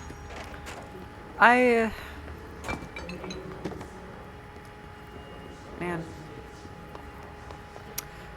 I'm kind of curious because I think what the quote-unquote lore says about this is that communications are on the right track. Yay! Oh, another Darling video. I think what the reasoning behind this was, I'm pretty sure, is that they made Threshold Kids as like entertainment for Dylan, which I'm not sure I'm curious if he hated it or liked it. Realistically, I think he probably hated it, but it'd be really funny if he sees Threshold Kids and Control Resonant and he's like, wow, awesome, my favorite show. Speaking of Dylan, let's look at this. Just look at it.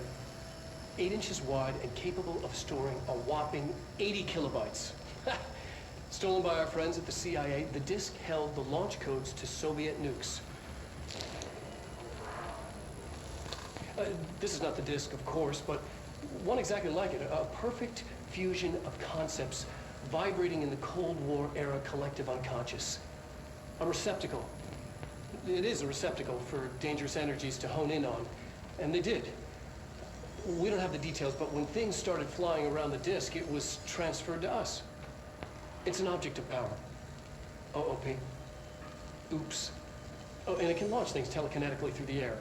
To date, we've launched maybe 3 dozen pencils. And once, we even launched a cup. Man. I love Remedy's use of mixed media. It's so crazy to me that Matthew Peretta is also Alan Wake's voice actor. Crazy stuff.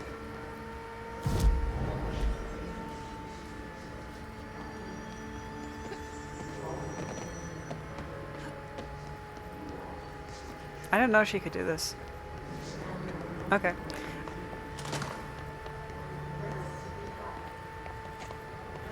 Is there anything up here?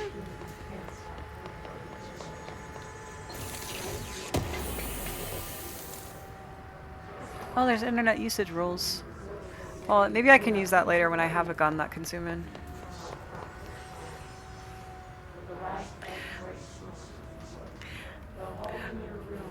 Yeah, Darling is really great. He, yeah. Like I said, it would have been really easy for him to be like a one-dimensional, like, silly scientist character, but developing him more with both, like, Dylan and Trench was like such a good idea. Like, yeah, man. His videos are like so charming and entertaining though. It's like, I love seeing what that scamp is up to.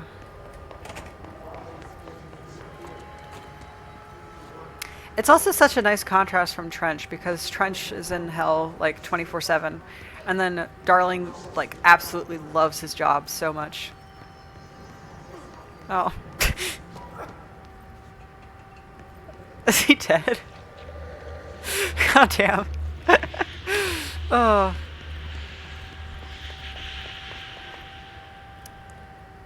Yeah, the Remedy characters are like, yeah.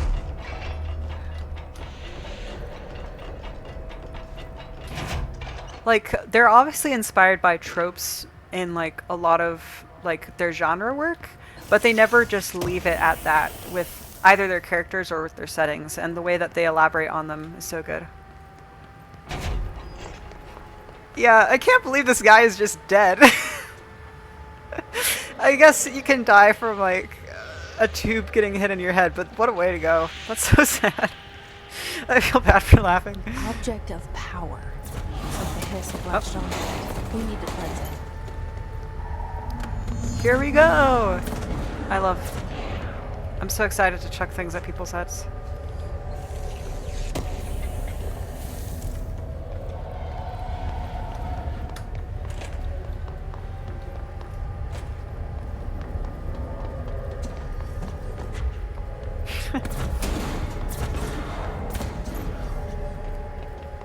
I love how like it looks almost like an altar where it's throwing things from. Hold on.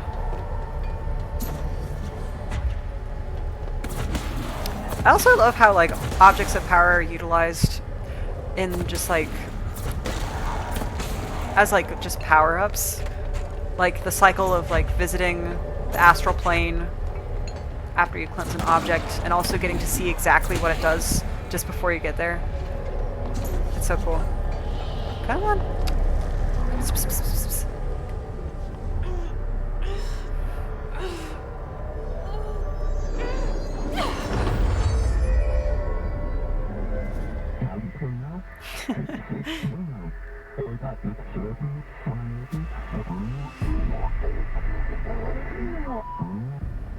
It's harder to hear you when I'm here.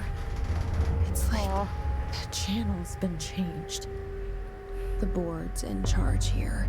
They're pyramids in Bureau Seal. Are they really the ones pulling the strings? I'm not their director. I'm no one's director. Man.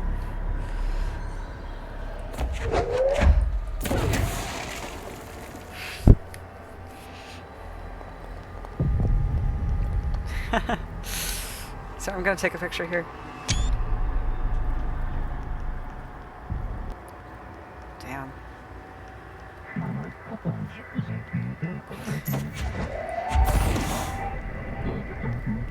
Yeah, like you said earlier, the board wants to be your friend so bad.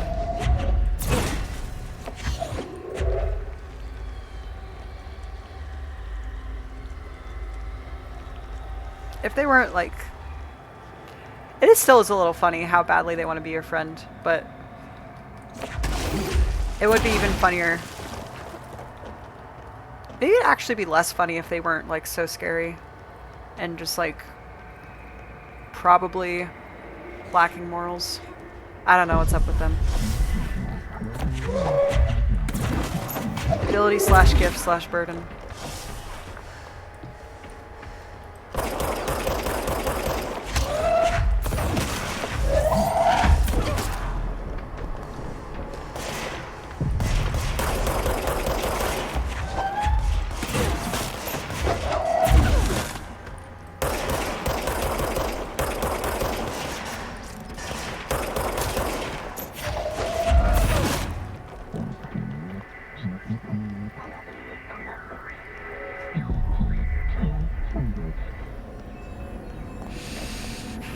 I also really love how the board has, like, in their speech, they have, like, multiple translations of the same phrases.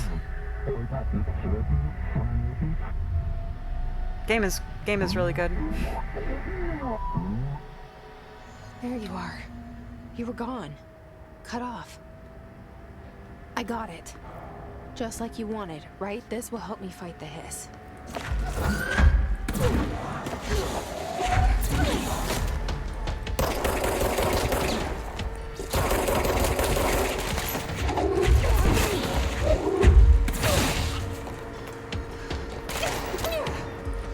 Yeah, like,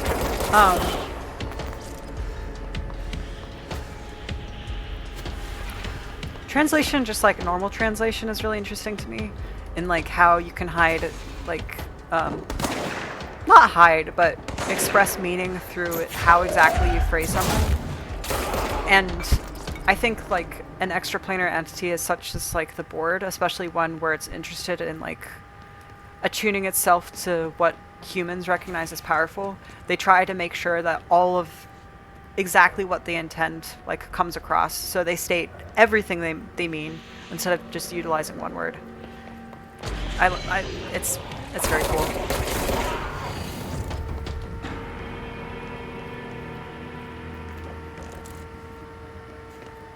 Emily said that the hotline can be reached through the mailroom.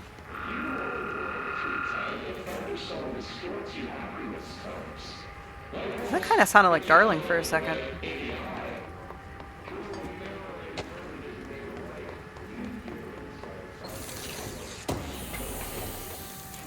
So it looks like I just found a note on the Willow AWE, which I saw mentioned earlier. And that's the one where it said, had the guidelines on how to talk about it. Let me check that out because I completely forgot what that was.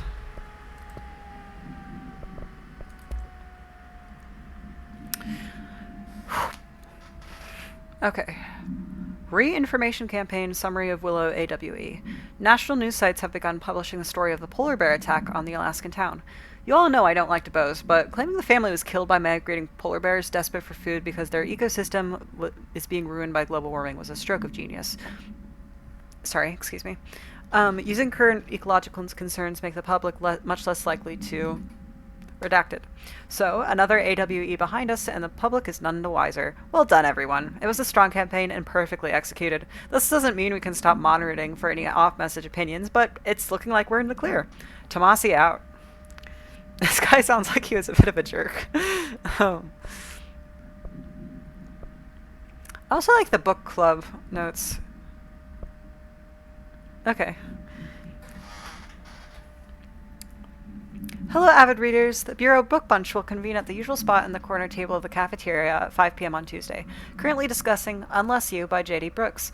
Everyone should get the reviews to me by Monday before lunch so I can generate some conversation starters before the meeting. Happy reading, Penny Bartwell. Book Club Notes for Penny by L. Sampson. So, I don't usually read a lot of sci-fi, but as far as space operas go, this is alright. The title, Unless You, could refer to a bunch of things in the book, I guess, but I thought it was a little vague and stupid. The way the characters kept throwing it around almost like a catchphrase got real controlling, really annoying real fast. The best part of the story was the space battles. I sided with the Fixers, obviously, because they had the coolest tech and their motives made the most sense to me. Honestly, if I had to choose between some hoity-toity flowers and guns space hippies or a badass bunch of warriors who go around devouring planets like cheap sushi on a Sunday, I know who I'm picking. That scene where they invade City Planet and convert the entire population using those brainworms, and the space dogfight between those two ace pilots, sign me the fuck up. What kind of ruined the whole thing for me was when my favorite character got killed, not even halfway through the story, by getting a battery cylinder launched into his face by a gravitational anomaly. His death didn't feel necessary at all. 2 out of 5. Penny's the Dead Letters organizer. Is her name, like, repeated in other contexts? It's been a while since I've played, so I don't know.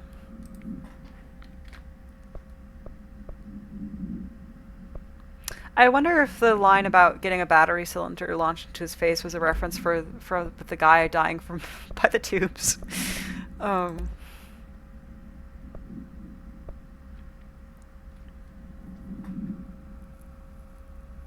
don't think I'm going to read these ones loud just because they're not super interesting, I think.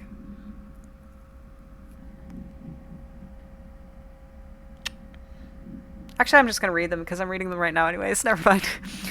The Bureau only allows certain highly trained individuals to handle volatile materials and weaponry. Our demolition experts are instructed in the use of explosives in dimensions with distinct physical laws. I love that phrasing. Making them important assets for engineering work, as well as combat situations. His demolition experts are the only observed Hiss variations to wield the specially built rocket-propelled grenade that is designed to identify and track entities once fired, making them a threat whose termination should be prioritized in combat scenarios. I find it remarkable that the Hiss restrict usage of this weapon to the Bureau personnel who train specifically for its use.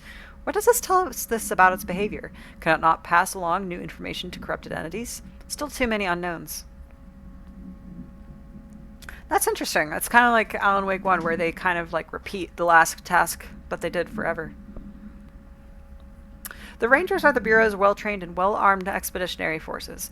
Their Hiss corrupted counterparts are equally formidable. Prior to corruption, Rangers were trained to use a variety of weapons in order to face any threat found during AWE response or threshold exploration, including submachine guns, assault rifles, and automatic shotguns.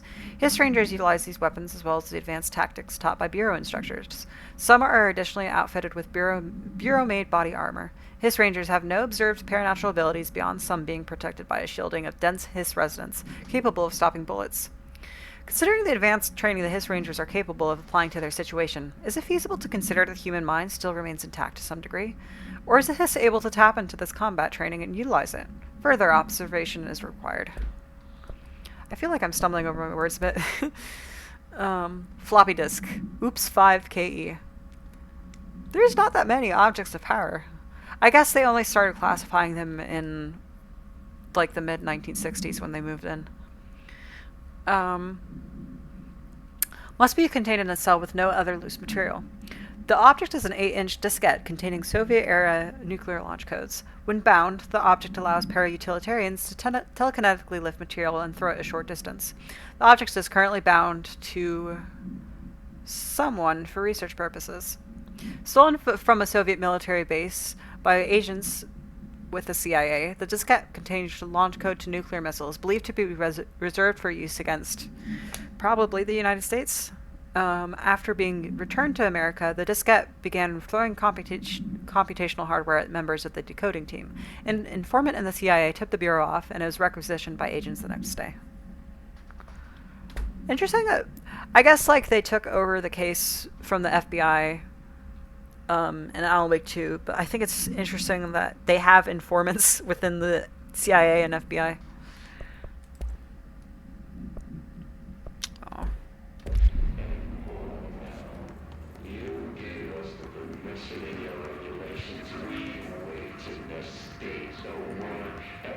I think I've already met in that room.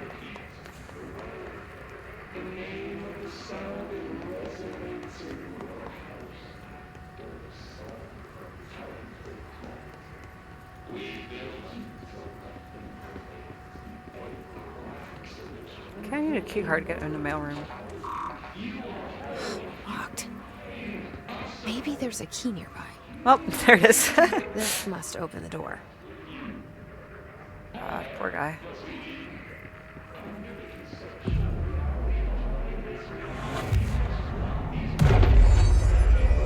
Oh, I just realized what you meant by you saying, is Penny the Dead Letters organizer? You mean, like, was she the one who organized Dead Letters? Hold on, let me check. Sorry, I'm so used to using Saga's Mind Place. Correspondence. Dead Letters.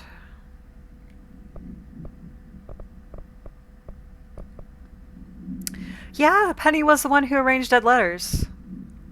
So she organized, yeah. Yeah, you're right. Oh my god. I didn't catch that. Sorry, I didn't realize what you were asking at first. That's a good catch. Wow. She was a busy lady. I hope she's still doing well. Hopefully she hasn't been corrupted by the hiss. Wow, this is a very dark bathroom. Pretty sure I can go to the top level before I go in there, but let me check. I really love how consistent they are with, like, their name usage. Like, if I remember right, I recognized I played Control before Alan Wake 2, and I'm pretty sure Estevez is mentioned somewhere in here, but I'm curious if she always worked at, like, a branch location, or if she was just very lucky and didn't come into work that day.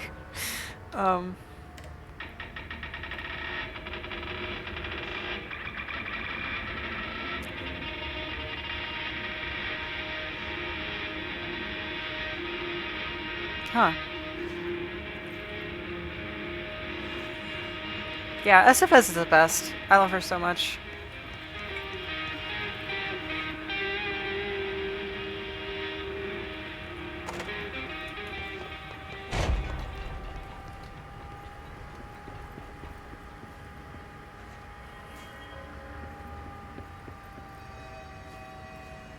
It's so fun that they have to use typewriters at work because they can't use newer technology.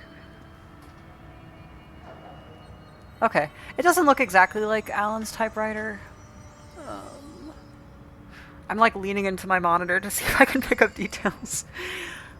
Because, like, Alan's typewriter is like a Finnish typewriter, which, you know, has implications. And also, like, the return button is in bright red. So this is not Alan's typewriter. Which I think is a nice detail.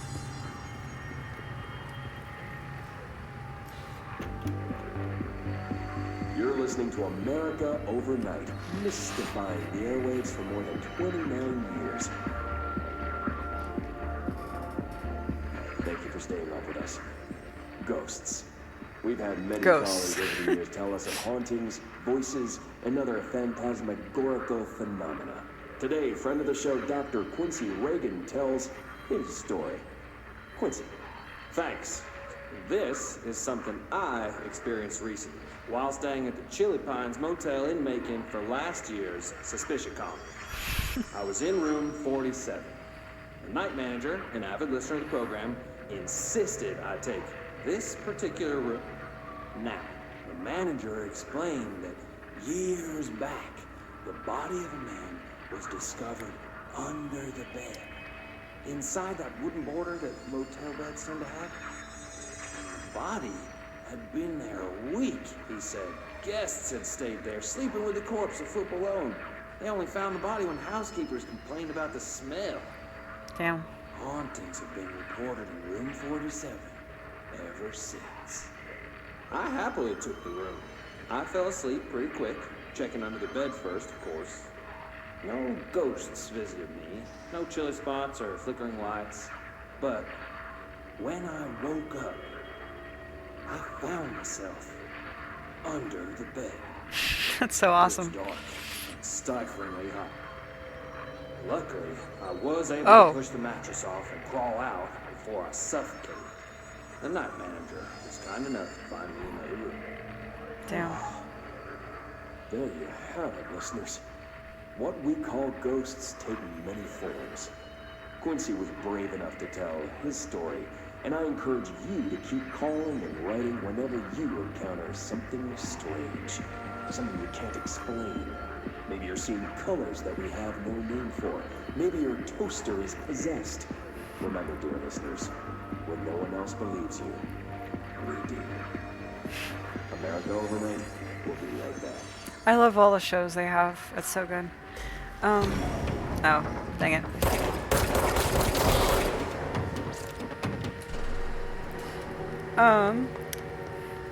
I remembered that story, but I forgot the detail that, like, when he woke up, he was, like, underneath the mattress.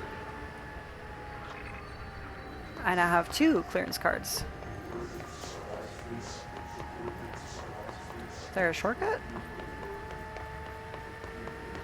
Not really. Let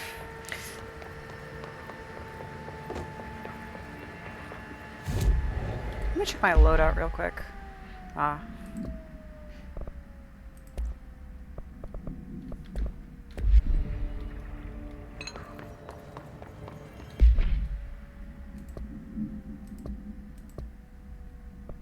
I think I can upgrade how many slots I get later. I forget how exactly it works. Anyway, I think it's almost time for the Tomasi fight. But let me do a quick look around to see if there's anything I missed.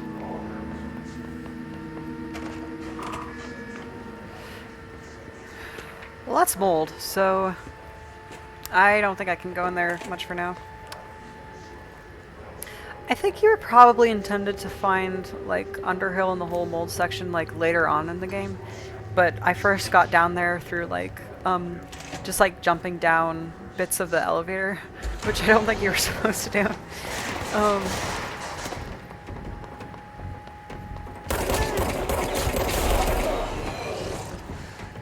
But I'm glad it does let you do it, at least, because it's, I like it when, like, more sandboxy games, like, allow you to go to an area that's way too high level for you.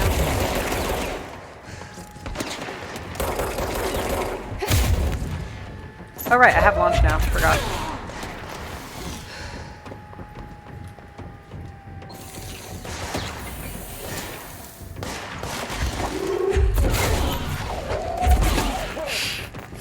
Launch unbeatable.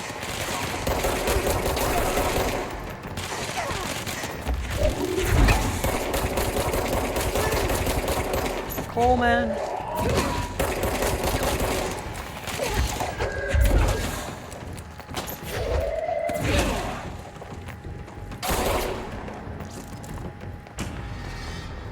Nice. Wow, I just broke that computer. I thought you could get up there, but I guess not. This room kind of reminds me of, like, there's a room in a Signalis that looks a lot like this. I'm not sure if they're referencing something I just haven't seen before, but maybe, like, video game designers think alike.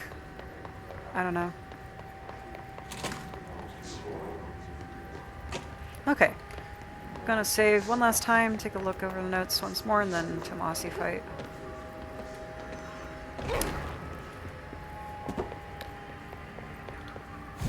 Okay, let's see what new stuff there is.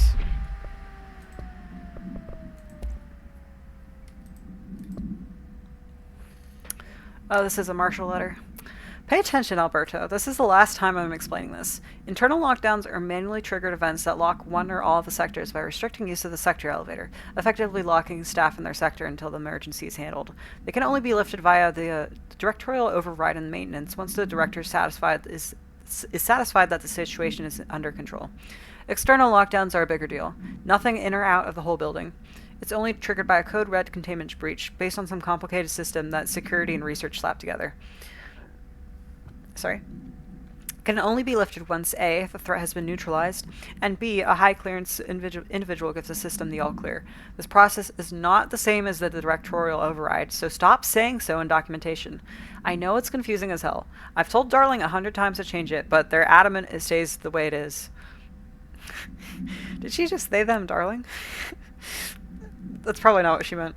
Honestly, I don't think they even know how to change it at this point. Let's just make sure our staff understand how this mess all works, okay? Marshall.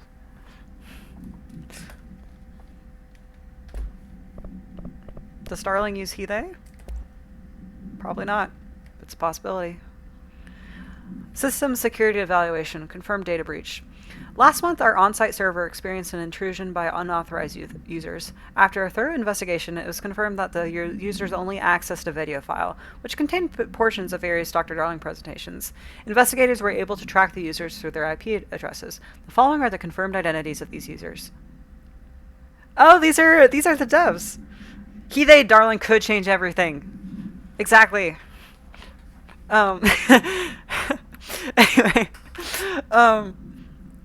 Anyway, sorry. I got too excited about he, they, Darling. The following are the confirmed identities of these users. I'm pretty sure these are just devs, because Jaakko Saarinen. I'm pretty sure I've recognized Saarinen from... I'm pretty sure that's one of the devs. Patrick Stroitjens, Rubens Noguera, Arto Komaki, Christopher's Mills Bowling, Jaakko Saarinen. These individuals are a breach of Bureau Code 91 and have been placed under surveillance by our external investigation team. Further action is pending. I'm wondering if these are the devs who, like, worked on the Darling videos. That'd be really cute if that's the case. Like, there's that one poster in Alan Wake 1 where this individual, this, like, lost individual can be identified by his knack from winning contests. Okay.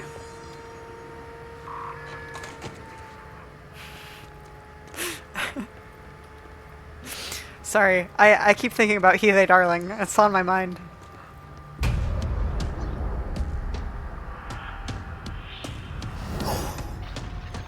Okay. Great.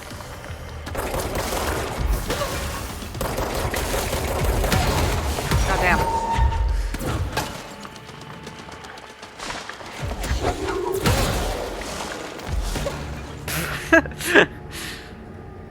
I got you distracted by he, they, Darling.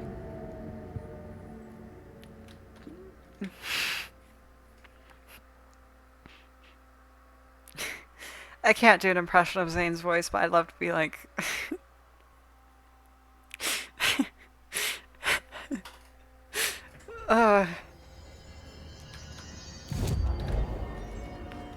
Hello, darling. What's your pronouns?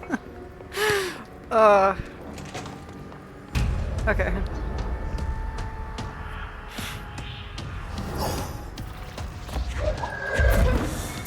They can fly now. Great.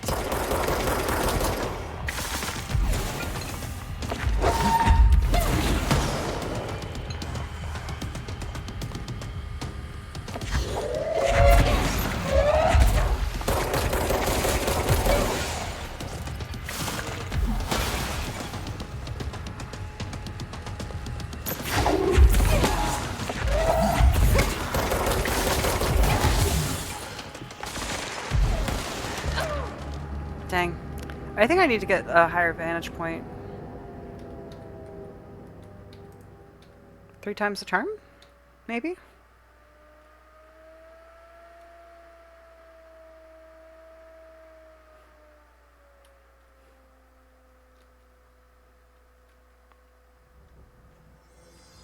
Okay.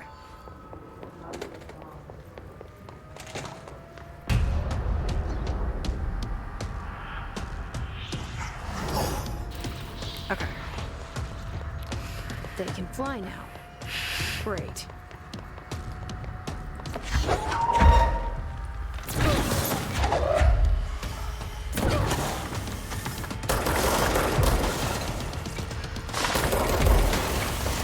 Yeah, this is much better.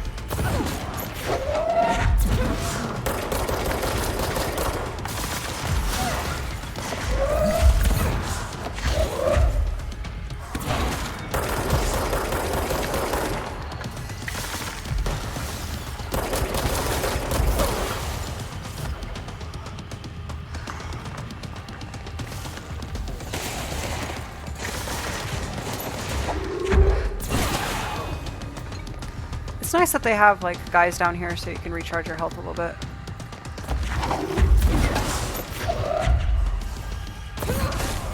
There we go.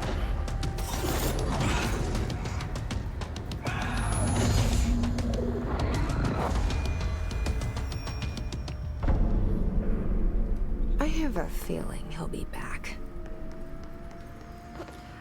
I think Stay focused. The hotline should be past the mailroom. I love this game. Okay. I'm not sure if there's like much, if any, documentation in here, but I'll take a quick look around just in case. I'm pretty sure they wouldn't put documentation in boss fight rooms, but can't hurt to check. Oh, never mind. Tea time. Golf? In my control? It's more likely than you think.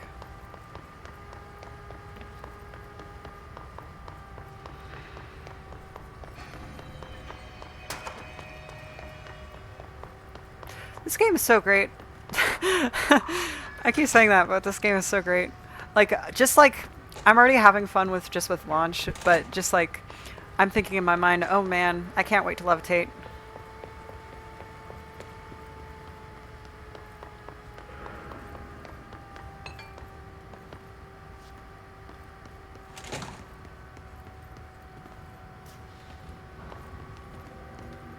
Alberto Tomasi, head of comms. Can I see his ID?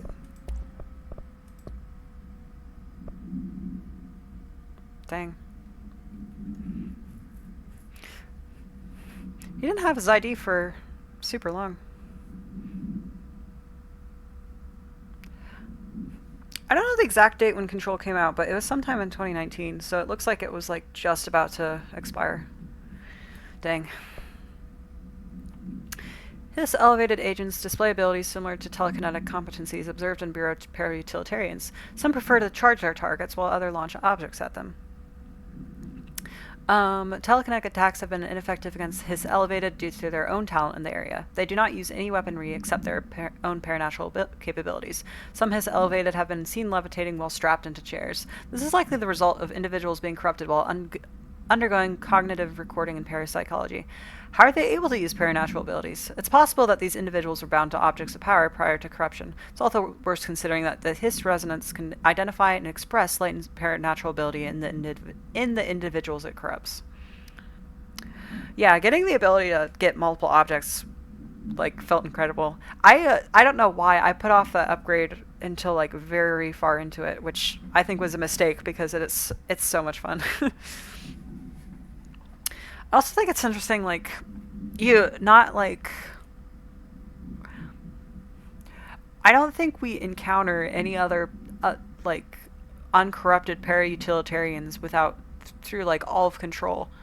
Like, everybody else that we encounter, as far as, like, we the player know, isn't a para-utilitarian who's, like, uncorrupted by the Hiss.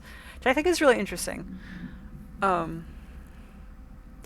Like... Emily said that, like, Tomasi was resistant to, like, wearing an HRA. So I'm wondering if, like, para-utilitarians, like, got cocky, maybe? That they didn't need protection. I don't know. I don't know. Maybe I can look more into this. Tea time. Hey Malcolm. Yes, tea time is at 7. I'll see you at the course on Sunday morning. By the way, have you heard about this Tennyson report? Apparently there's a bunch of copies drifting around the office. Trench is looking to get his hands on any information about who wrote it. You wouldn't happen to have heard anything about that, would you? See you Sunday, Jim.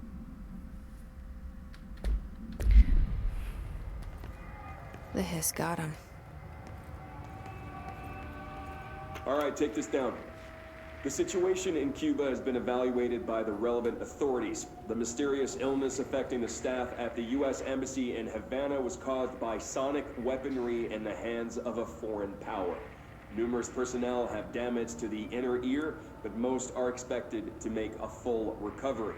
Of course, the event also damaged their cellular walls, but we can't blame that on some stupid noise gun. Thank God no local doctors examined them first. Honestly, what are the odds an altered item would show up inside a U.S. embassy? Talk about good luck, huh? So much easier to... Hey, are you still recording this? Tomasi sounds like he's such a jerk.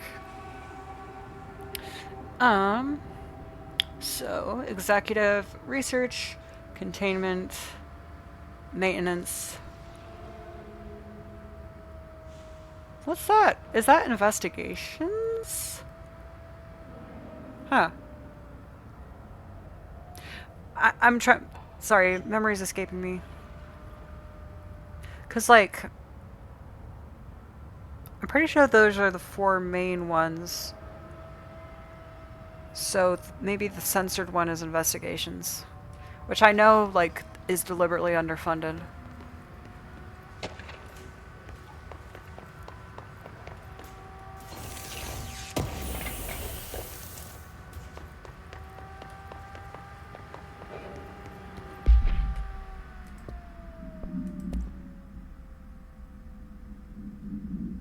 Oh, this is about a light switch cord.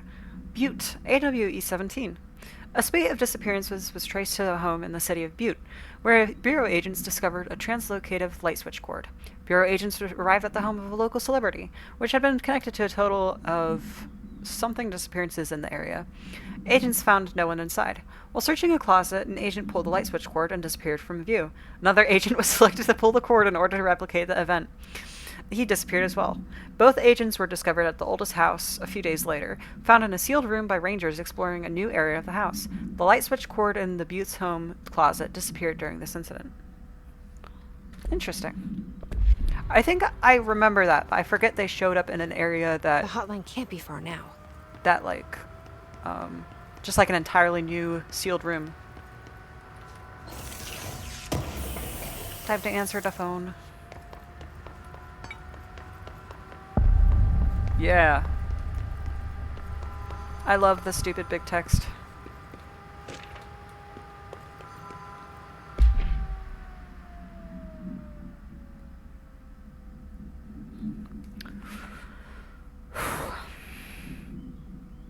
So it looks like Trench goes there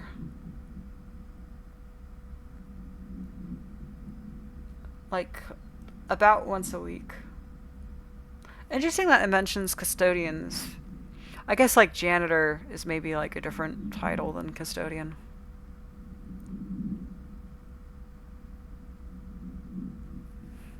Interesting.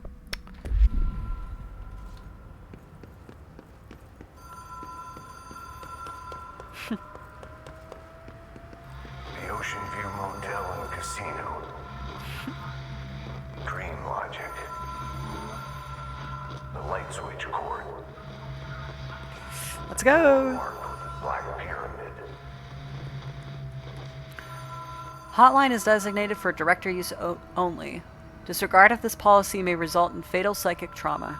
Okay.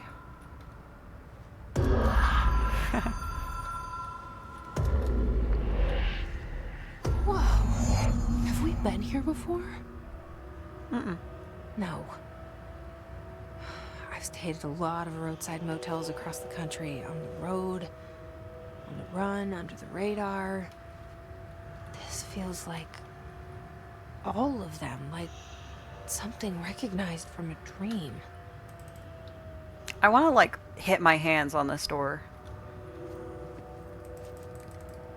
Alan and Zane, wait for me. Cauldron Lake is not far. Wow. So we see this symbol in the Lake House DLC, so I think this is tied to Dylan. So I'm not sure. I hate it here. I want to get in the door. Let me in. Sucks. And it's interesting because this symbol was tied to Dylan in the Lake House DLC, so I'm not sure like how the Black Pyramid has a door, and Cauldron Lake has a door, and like later Polaris has a door. So I'm not sure if Dylan is also going to bind to like a place of power or like a paranatural being. This is so messed up.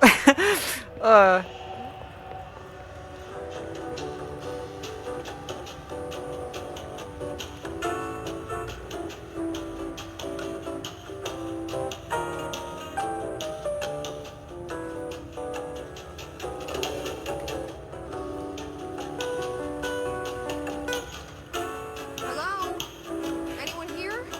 223, 267. I also love how like the identity of the Ocean View keeps changing. Like there's like the bunker near Cauldron Lake. Man. Like there's the bunker near Cauldron Lake.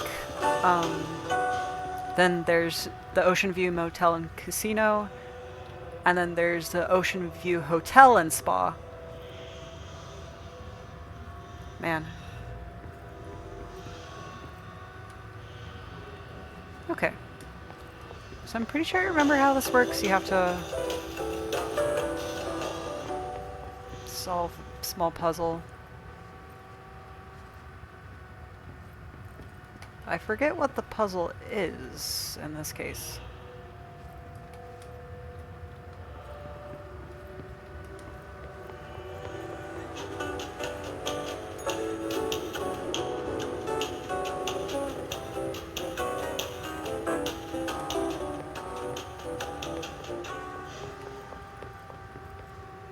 Oh, okay.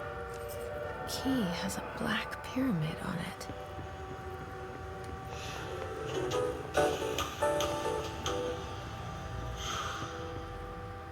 It's also interesting that this is like right across from something with like a white pyramid.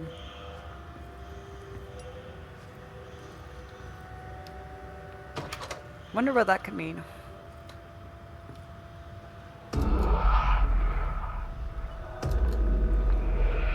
Another thing I love about like Remedy stuff is that like the Ocean View Motel / Hotel / Casino / Spa is that we don't really have any answers for it at the moment. It's just like something that's there that sort of binds everything together. And this little area, this little room right here, looks very much inspired by Mies van der Rohe, which he loved having like grid layouts of like windows and lights above like this.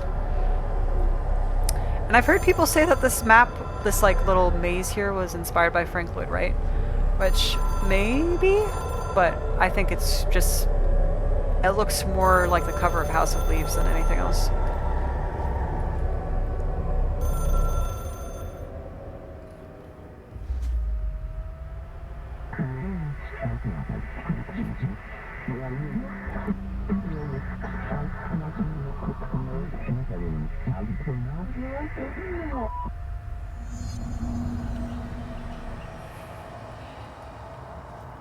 Huh. I wonder why they're giving me a challenge.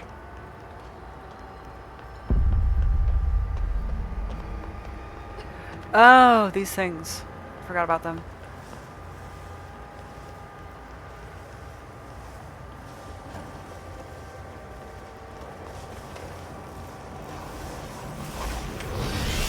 Jeez.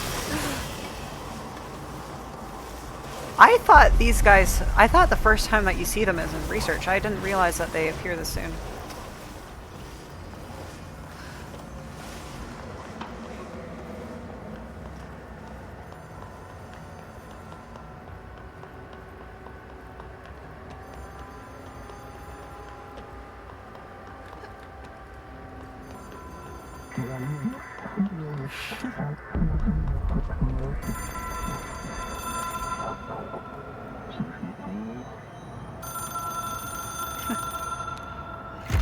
It is a phone. It's an object of power. It doesn't connect to any typical network. A direct line to the astral plane. He-they icon. And my hypothesis is, under the right conditions, to other planes of existence as well.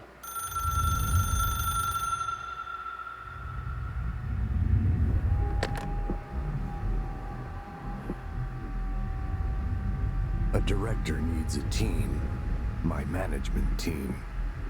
These people know the secrets of the Bureau as well as I do. Some even better. Darling, Tomasi, Salvador, Marshall. Marshall especially, my head of operations.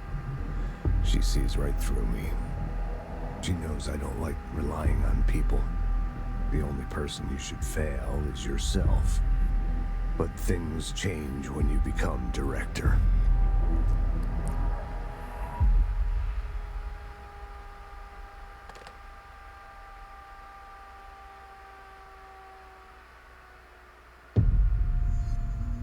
I have it.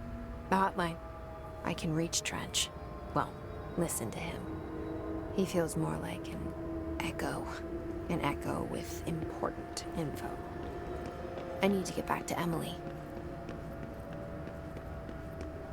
People react strongly when I tell them about you. Is it too soon to tell Emily? She might be able to help. Man. I love you, Jesse.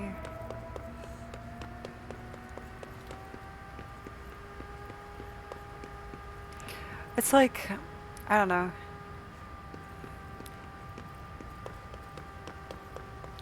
It's not it's not exactly the same, but it's very nice to me. Nice isn't strong enough of a word, but like the way that like Jesse and Alan are kind of justified for like being afraid of like psychiatry and like telling people like about the more stigmatized aspects of like how they think. It's like, I don't know. It's very striking to me. And like Jesse's the first instance I've ever seen where someone, even though, like I said, even though Polaris is like implied, Polaris is supernatural, where like plurality isn't portrayed in like a scary way, you know? I don't know. I really like this game a lot.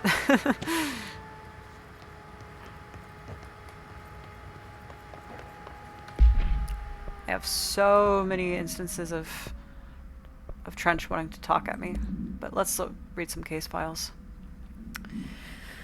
Hotline.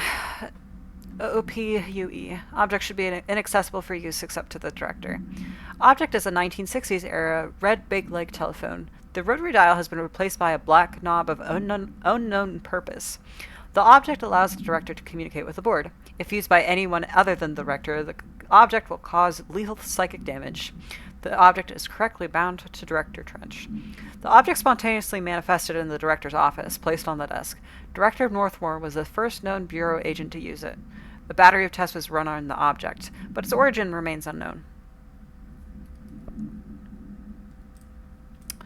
According to their testimony, the agents had been transported from the Butte home to a roadside motel, named the Ocean View Motel and Casino, and discovered a room key by performing a ritual. See file Mott 01.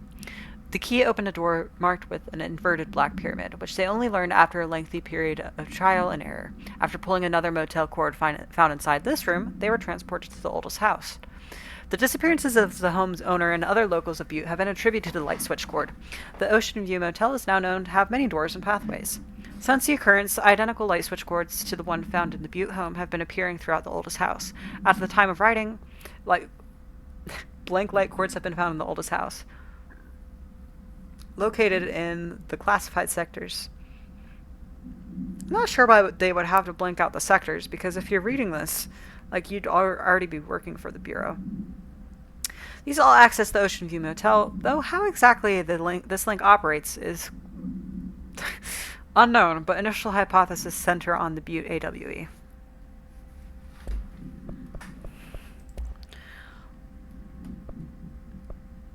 Tell me all about the hotline. Ring, ring. It's Dr. Darling calling. In 1978, a comms department intern heard the hotline ring and picked it up, going against every safety protocol in the manual. She never recovered. And the handful of witnesses required extensive memory repression therapy. It is a phone. It's an object of power. It doesn't connect to any typical network. A direct line to the astral plane and the board. And my hypothesis is, under the right conditions, to other planes of existence as well. Our very own Ouija board. Only the director can answer it safely, and what he hears is kept classified.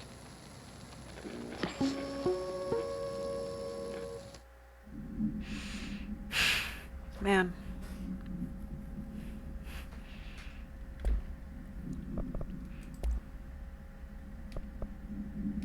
got so many.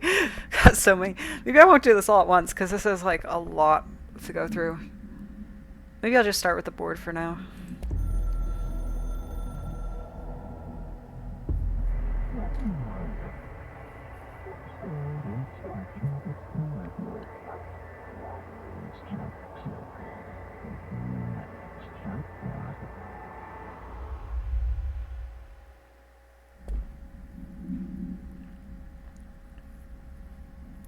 How about I go through... I'm not sure if I want to go through all this at once.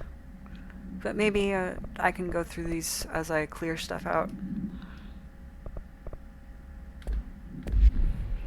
I think I really like all the like the depth of like how much information you can get in Control. But I think like Alan Wake 2 had like the right idea to sort of like space out recordings more. Actually, they kind of mostly do this in Control, but just like all of a sudden getting like 5 different trench videos at once is a little overwhelming.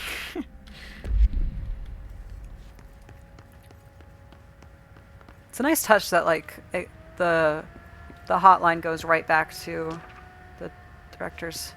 Dang. Bloodstain's still there.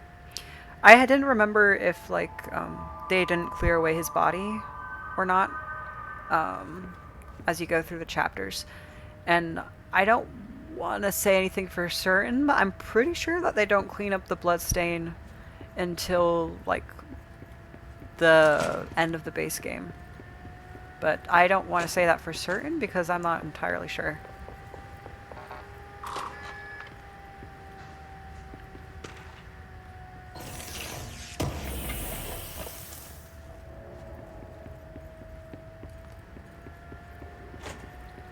Okay.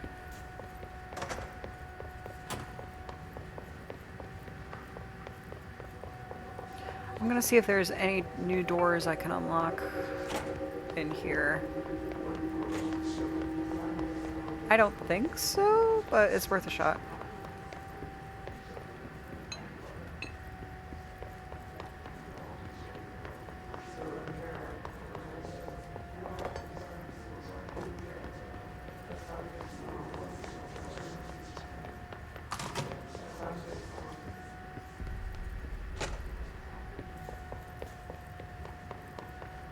Oh, there's one.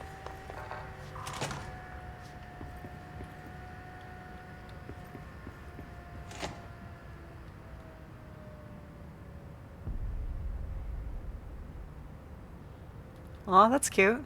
Can you write a formula to show the sum? I offer a coffee if you do, with a little heart. That's cute.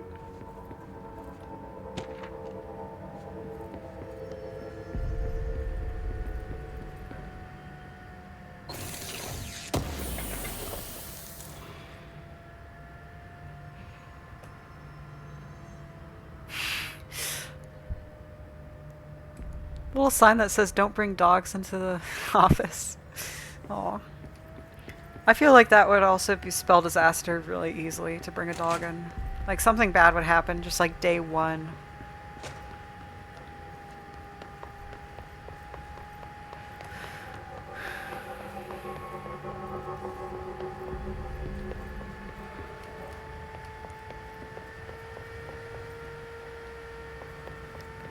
That's level 4. It's also, I've never seen a game. Oh, this is the room where they eventually put Dylan in. Man.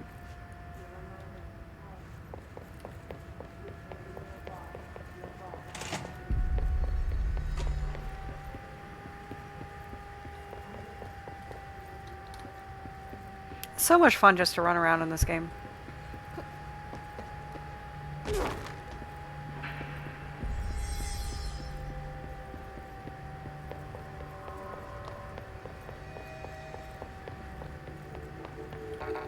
Nope.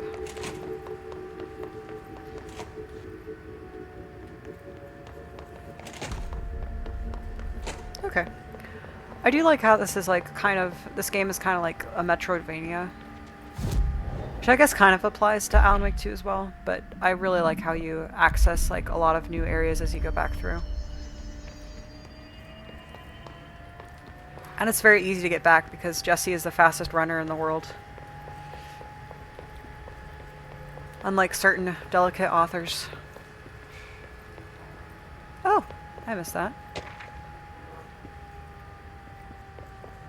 Okay.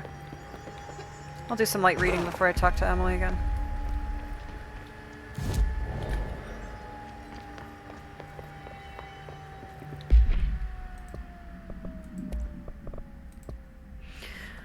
Examination of paranatural topics. Objects of power and their para-utility.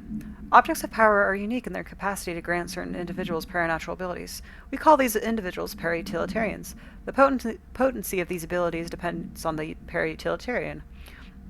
Using the, I'm assuming they're talking about the floppy disk, object of power as an example, some para-utilitarians can achieve a throw distance of redacted, while others are only capable as little as blank. See Dr. Darling presentation 11.15 for more information.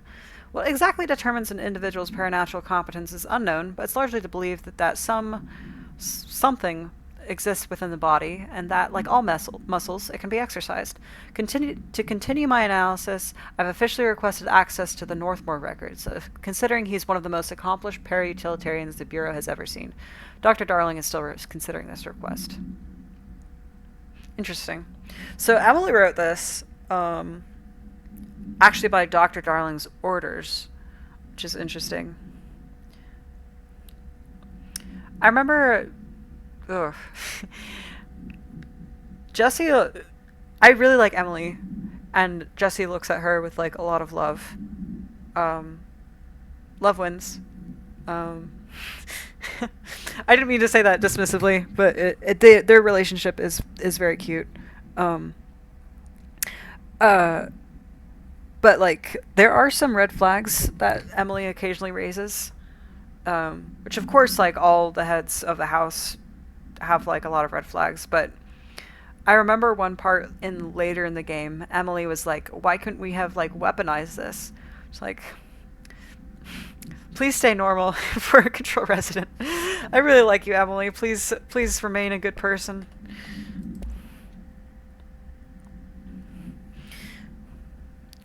Agent Death Notification. Dear Mr. and Mrs. Potts, I regret to inform you that your son, Graham Potts, was killed in active duty this past week. While the details surrounding his death are classified, I'm honored to tell you that he died in service of his country. You can be proud of his courage in the face of danger and his commitment to protecting our nation against her enemies. He will be remembered by his comrades and colleagues. I sincerely regret the pain this message will bring you. Take some solace in knowing that his sacrifice helped protect the country he loves so much. His efforts will be returned to you with all speed. Sincerely yours, Howard J. Murray. I'm stumbling over my words a lot. Sorry about that. And I'm pretty sure this... He says, I regret this pain. Which there's the other documentation that kind of forbid you from saying sorry. Man. Trench, Bureau funding. To all executive staff, I know there's some concern regarding our operations exceeding the annual budget. So long as we operate within the oldest house, we are obscured from scrutiny in many respects. If our budget demands are not exorbitant to the point of drawing attention, then they'll just be granted by the U.S. Treasury without question. The FBC is just another line in another spreadsheet that some lowly accountant won't even notice. Their eyes will skip over us, as if we weren't even there. The nature of the oldest house allows us certain freedoms in how we operate. Our being here is no accident.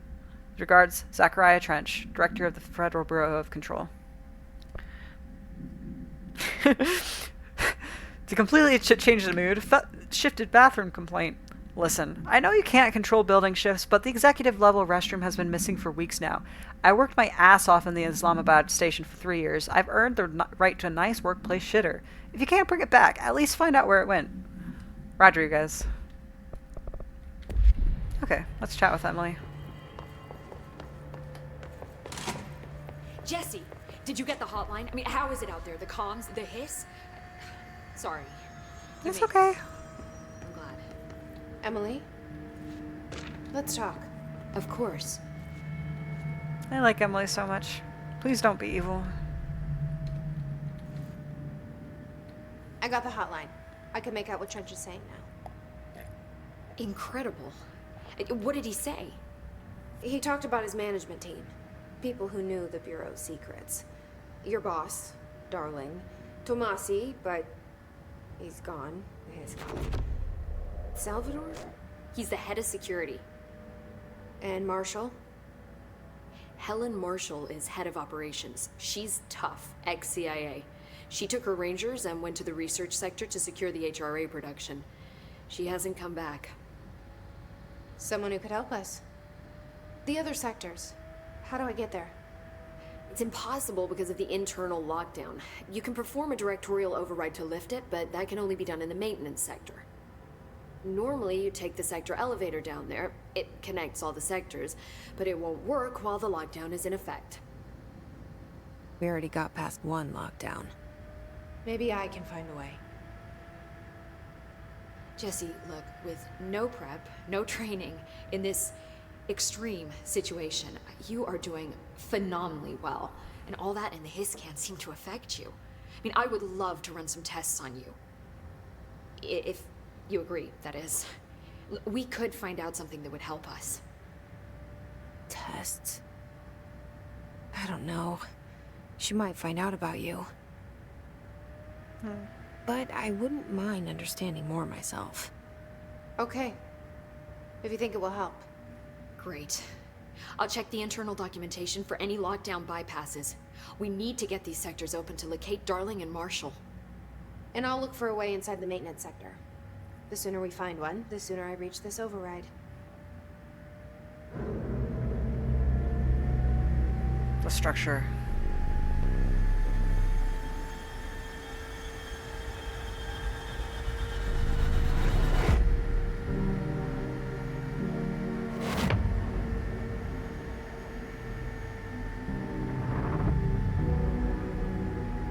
Grandpa!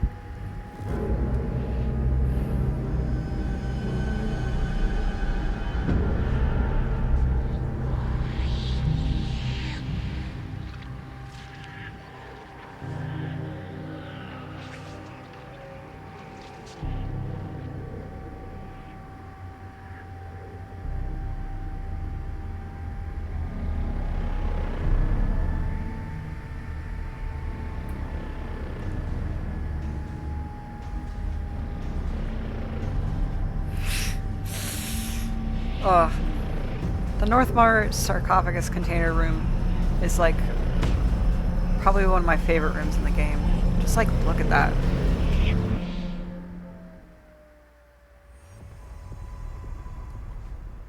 Wow. Okay. Let's check.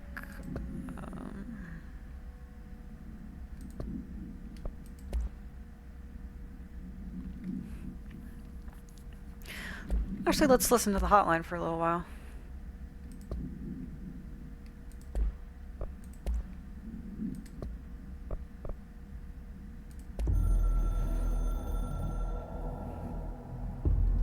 It took us a long time to learn how to stabilize the control points, the ley lines, the meridians of the oldest house. Darling found a way to soothe this beast. We discovered we must cleanse control points of all interference. It's my duty as the director, like Northmore before me. I couldn't manage it in my own house, at my home. I'll damn well do it here. Without the control points, the oldest house would swallow us alive. We'd be sealed inside an endless labyrinth. No one would hear our screams.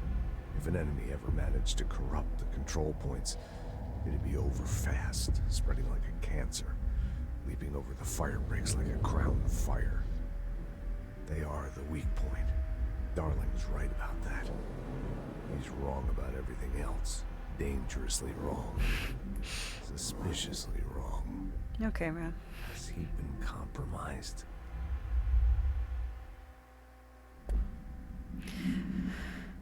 It's really interesting to me that, I don't know, the director research head couple is like so fascinating to me. And like the couple before them, like Ash and Northmore, if I remember right, Ash is the one who created the control points in the first place. Then Darling kind of figured out how to utilize them to control the house. And then Northmore and then Trench are the ones who like use them to teleport. Man.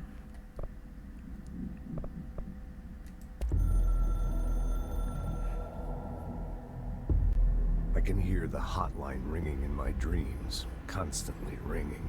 Ringing so loud I can't hear the voice I'm straining to understand. Why don't I pick up? It's a secure line of communication with the board. They would tell me what I need to know. Do I fear their answers? Would they have warned me of this threat? I didn't see it coming. The traitor in our midst. A conspiracy plotted right behind me. I can't trust anyone. I must assume all my intel has been manipulated. The hotline is the only channel I can trust. Bind it, control it. The rule and the ritual with objects of power. It can't be tampered with. The lifeline to the astral plane and the board. I must seek guidance. Soon. I'll rest first. I'm so tired. Always tired now. But I must reach the hotline. I think I'm under attack. An attack of dementia, exhaustion. It's a rain cloud making me forget. The hotline. I must reach the hotline.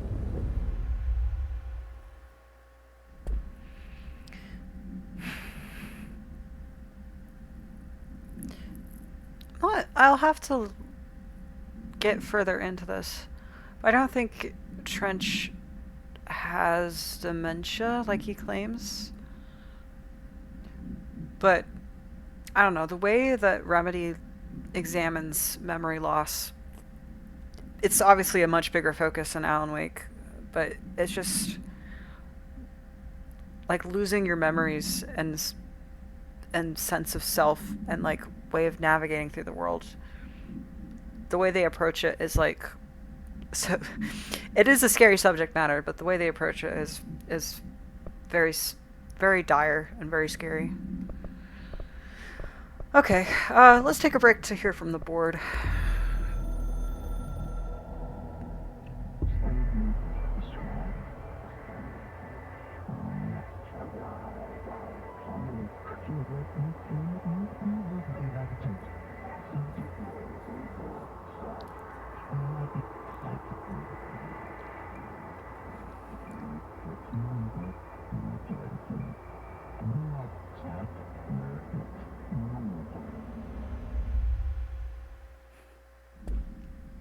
Okay, thanks, board.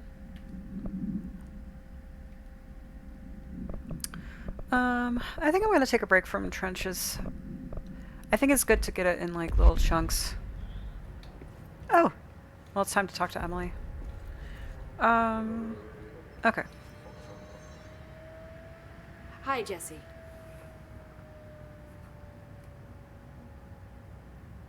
Oh, well. Thanks, Emily. I'm sure I'll already have no exhausted all questions. conversation with her. Just let me know. Okay, well, never mind. I'm not sure why they Do marked you her hear as... that? Someone's singing. Where's it coming from?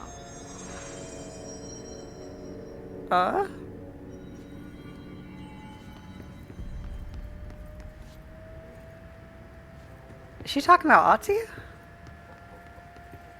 I don't think I've ever heard that dialogue before. Interesting. Singing. Sounds like it's coming from the elevator. Peepaw! Objects up to 20 feet. Bullshit. We've never recorded any distance over 5. So obviously you never read the P6 data.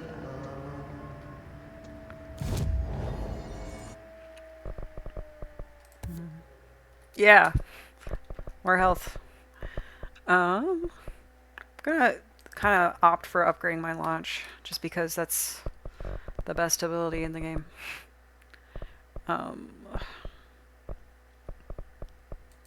energy as well. Yeah, I love the gossip about Jessie.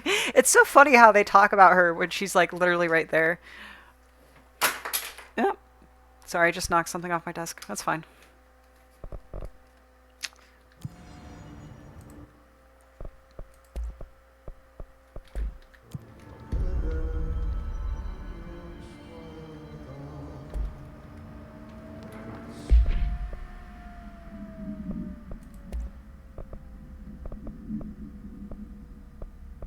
Interesting.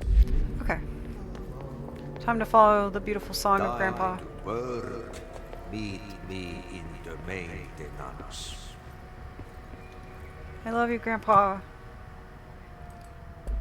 Like I said before, the janitor is a friendly face.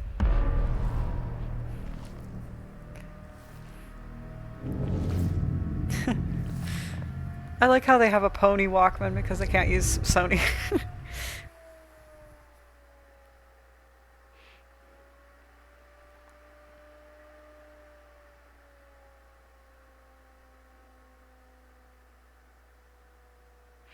I think one of my other favorite like gossips about Jessie in the game is like when like a researcher talking in front of her about like, so she just like happens to be able to seal the hiss. The maintenance sector is the janitor domain. And how If I can suspicious find she Auntie looks from here, like an outside perspective. He can help me reach the override. Maybe it was you who got me into the oldest house with the lockdown on. Maybe it was Ati. It felt like he made the elevator appear that took me to Trench's office. Yep. Is Ati guiding me too?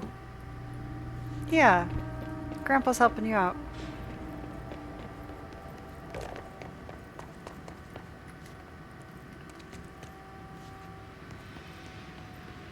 I really like how like each sector, though they're obviously like unified in like their art style, how like each sector's like look and architecture is just like slightly different. Well, significantly different in the case of maintenance. I love the very industrial look to it. The directorial override is right there, in the control room. How do we get there? Polaris is like, I don't know. Don't ask me, Jesse.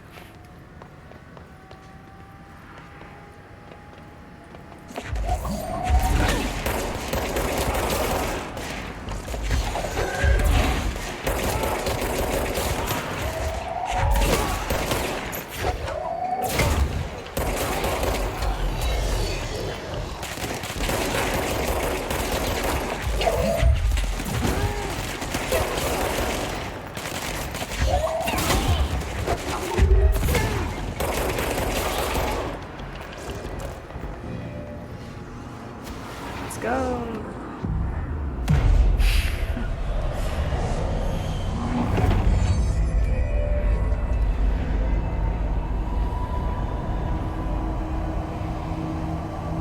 Man, it's so nice to see like the walls shift back into place. It's the coolest.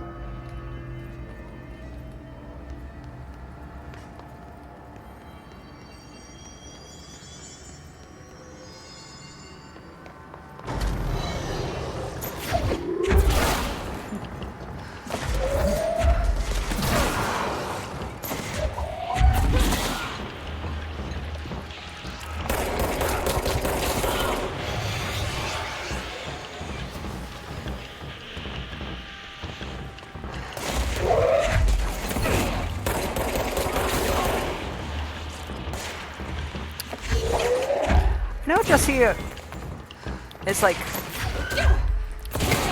mostly immune to the hiss, but I think it's interesting that like, sorry, I just assumed I had levitate there. I do not. But I think it's interesting that she's like immune to other influences as well. Like,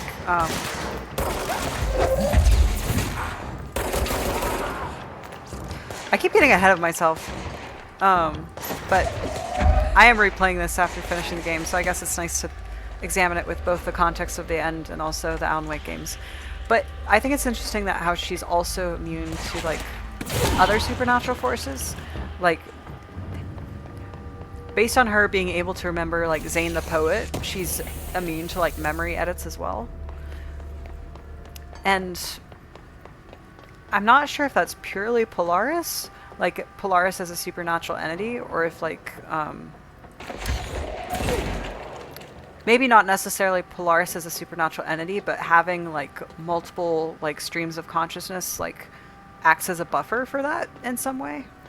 But I have no idea what the reason is, but it's cool to think about.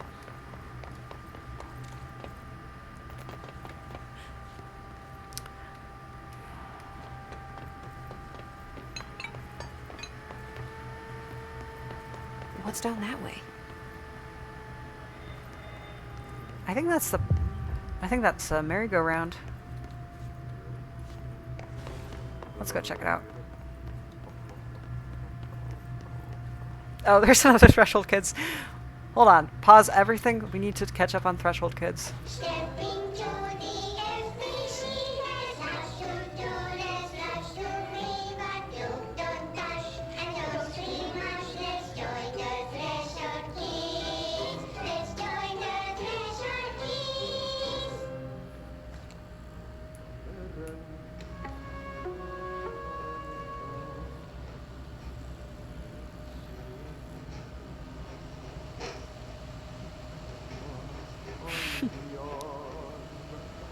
I love their Ahti drawing. Hey, Meg! What are you drawing? I'm drawing a dog! I'm drawing the pyramid. The what? The pyramid.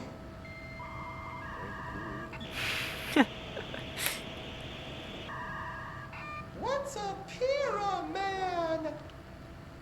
The Black Pyramid. It's in the astral plane. Airplane? Astral plane. It's big, white, and empty. Or is it? It's a weird, crazy alien dimension. The white goes on forever. You can get lost in all that white and never find your way back home. I miss my home.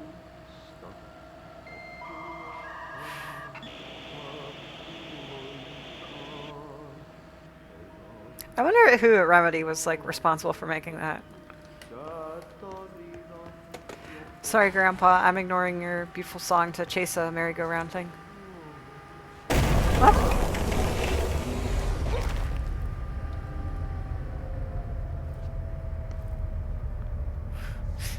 Okay. Ugh, this place makes me nauseous.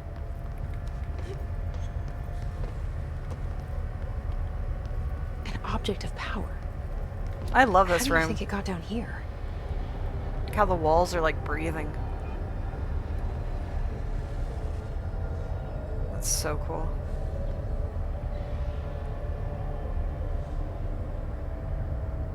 Man, I love the environmental work in this game so much. A carousel horse. Why is kid stuff always so creepy?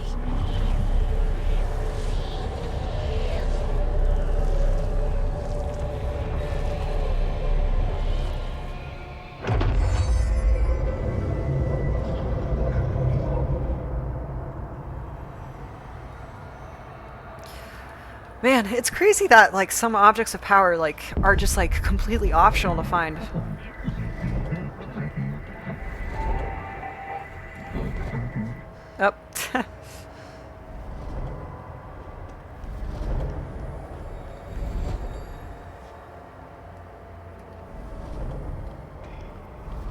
I might rebind this because I think I binded it to something else.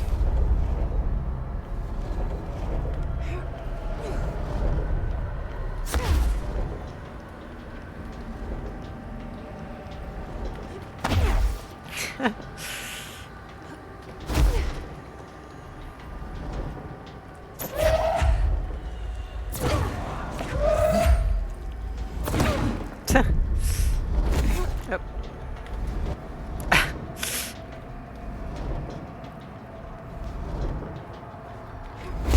It's nice that the board doesn't let you die for real in here.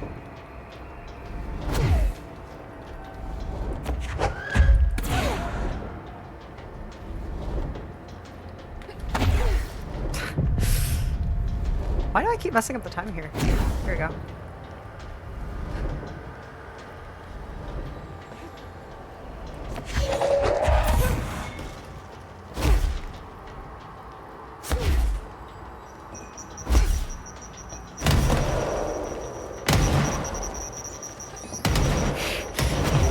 You didn't give me enough energy to debate all this.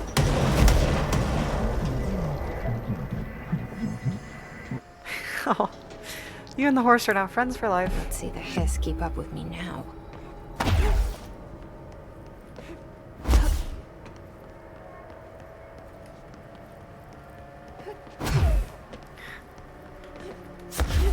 This game is so gorgeous. There we go.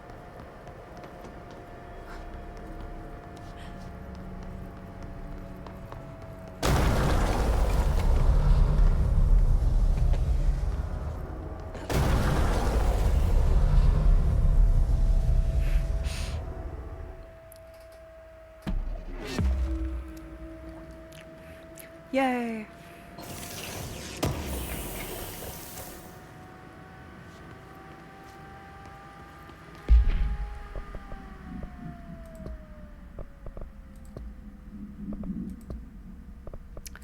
Let's read about the horse.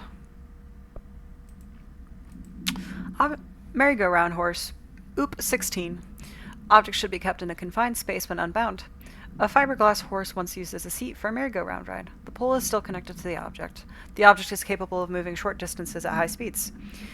This can be quite dangerous when someone is in its path. The object is currently bound by redacted. The object was discovered at the site of an abandoned amusement park.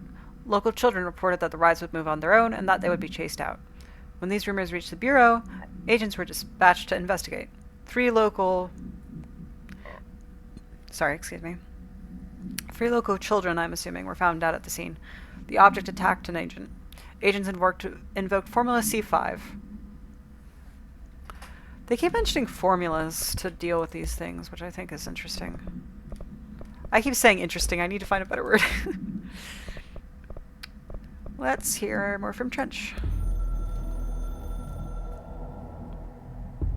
A director needs a team. My management team. These people know the secrets of the Bureau as well as I do. Some even better.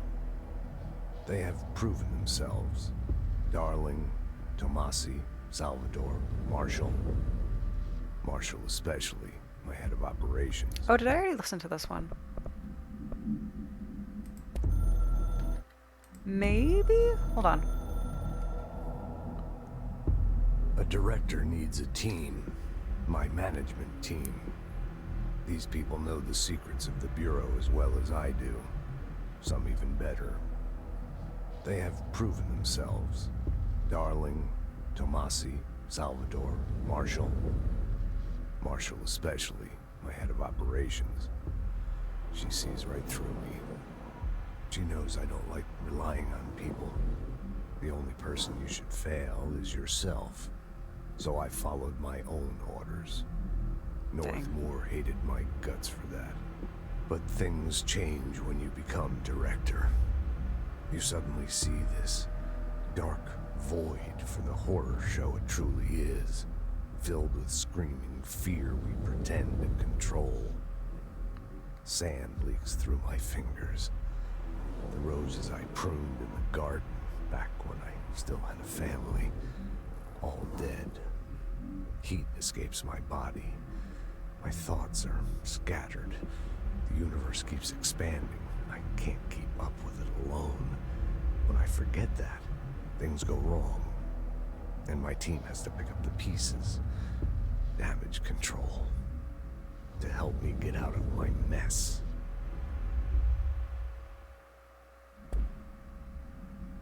Yeah, I hadn't... Yeah. I guess I just played the first bit of that. And in the... Just playing through normally.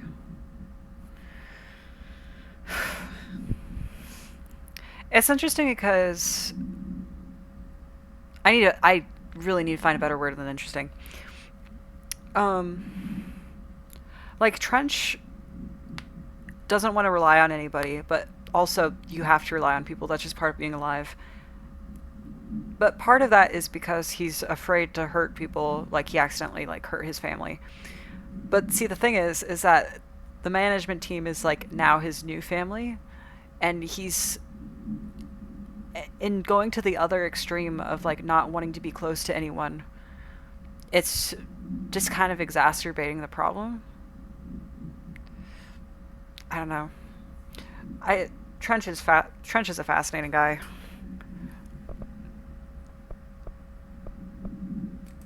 Let's hear from him about the Ocean View. The Ocean View Motel and Casino is a familiar friend to me. I stayed in countless motels like it while investigating AWEs across the country, back in my field agent days. Those roadside motels all bleed together like a dream. Same and not the same. Anywhere and nowhere.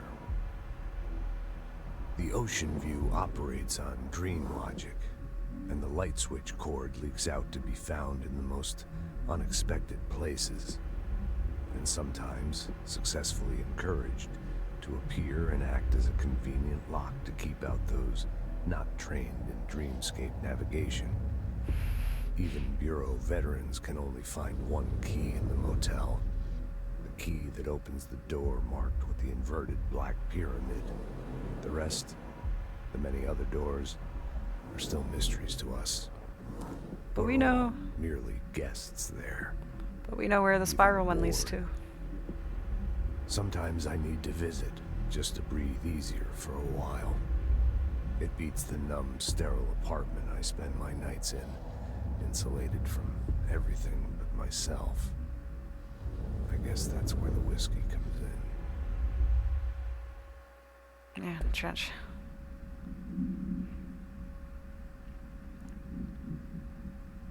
And again with, like, Remedy's use of tropes, like,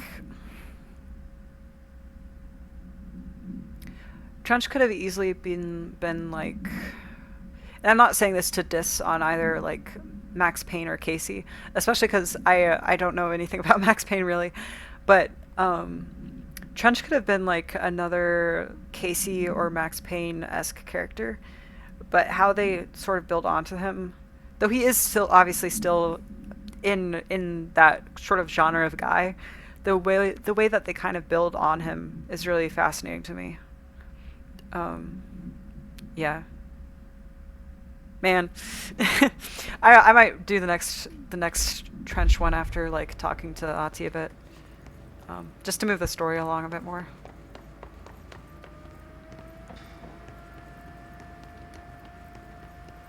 Oh, they're gonna do the gag that was in Alan Wake 2. Hold on.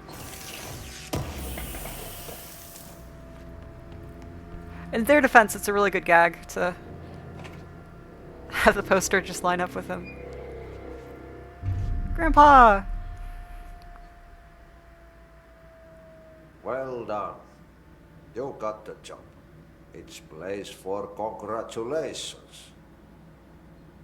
Yippee, saatana. It happened in the last drop. I truly need an assistant. Funny thing is, I've been a janitor. I'm more at home in that role than as the director. Only Ahti here seems to see that. Yeah. Grandpa gets it. Ahti, look, we need to get the lockdown lifted, otherwise I can't get to the other sectors. Can you help me get to the override? Yes, yes, easy peasy. It's just around the corner. But first, we need to get you working. Very small, couple of hours job. Something tells me it's gonna be more than that. You think there's a dog buried in this? I can tell you are not yesterday's Krause's son. That's why you'll make a great assistant. Very well. I'll hit the facts on the table. I love my esoteric and weird grandpa. That this house has a vermin problem. A bad one. They've already messed up the cooling pumps. And the power generators of a power plant, perkele.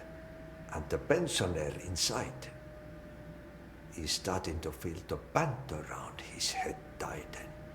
The situation needs to be fixed before the plant blows up. And we all disappear like a fart in Sahara. Trying my best to keep up with this. Fix the coolant pumps and the power generators, otherwise the power plant will blow. But don't you worry. I've left you clear instructions. You'll catch the end of the thread before I go to my vacation. The work's on the task board here. You can do later, when you have time. Vacation? Right. Yes, no one's gonna cancel my holiday or seat's gonna rattle. But don't worry at all. You'll take care of it and soon this crisis gonna be last winter's snow. You better go now, so you don't have to run with your head as your third leg. The door in the back leads to the plant. The door in the back. That's great. Thank you, Ahti. I love Yahtzee. I love that his vacation is like dealing with the situation in Alec too. Yep. Yep. Burn the trash. Throw it in the fire. Burn it all. Yep. Burn it into a reindeer, not into a moose. I don't know what that means, but okay. Pretty sure there's a level 2 door back there, so I'm gonna check that out. Yep.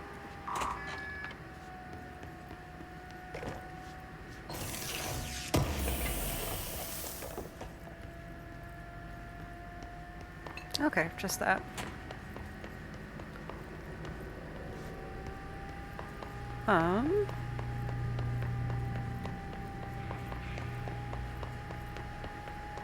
So that one is just locked, period.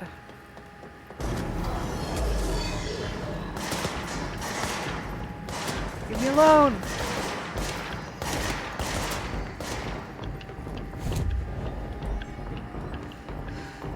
Okay. I thought there was a level 2 door back here. I could be wrong. But let's take a look.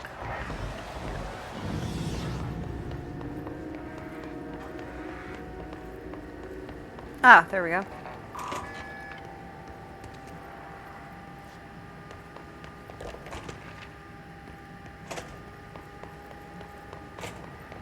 It's such a nice detail that the woman organizing the book club is also the one who like arranged the dead letters department to begin with.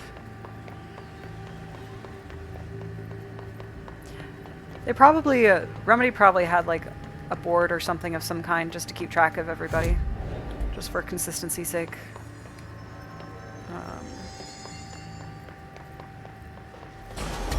Leave me alone. I'm just coming through.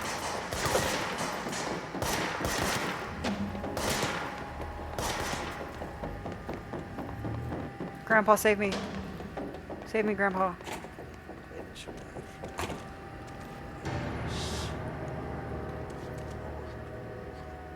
Mr. Director, started to climb on the walls in his bachelor pad. Calling a sarcophagus his bachelor pad is crazy.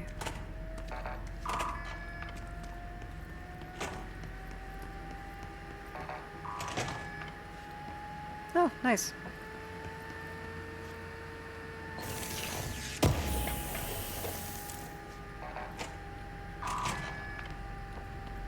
Sick. I love how much the... Okay, so what happens again if that thing blows up? Power. Explosion. Too much. Director's duty. Thanks, Trench. Keep the lights on.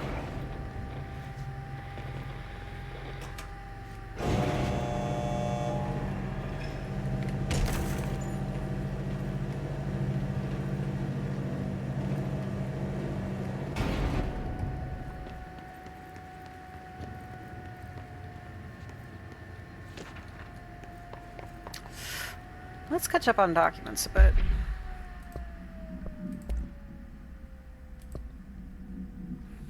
This is from Arish.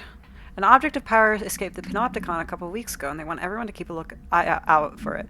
So if anyone sees a merry-go-round horse zipping around the sector, alert me immediately. Do not try to contain it on your own, and definitely don't bind it to yourself.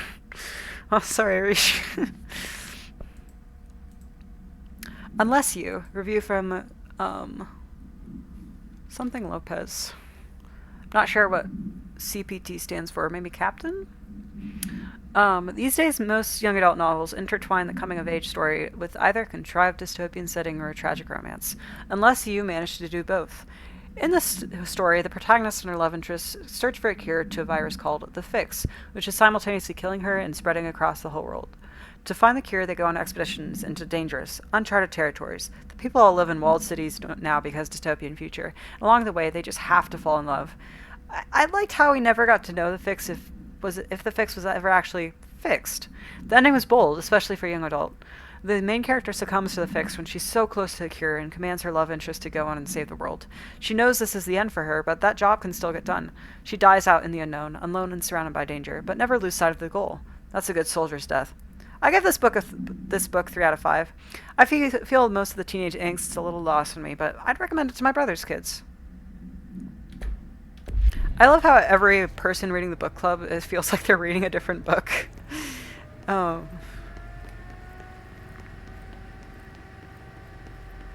maybe it's just one really complicated book. I love Remedy's stupid big text. It's dangerous out here, lady. Go see Chief Arish. He's just inside. He'll help you. Thanks, ma'am.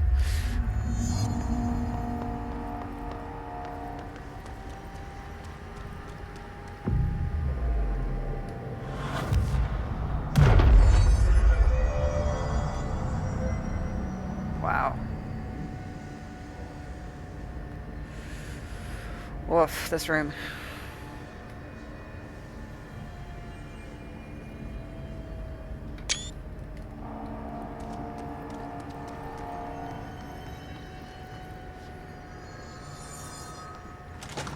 Not sure if I want to go talk to Arish or not, or just stop here. So I feel like this is a very good stopping point before sort of get into the meat of the game. Maybe I can upgrade my stuff a little bit.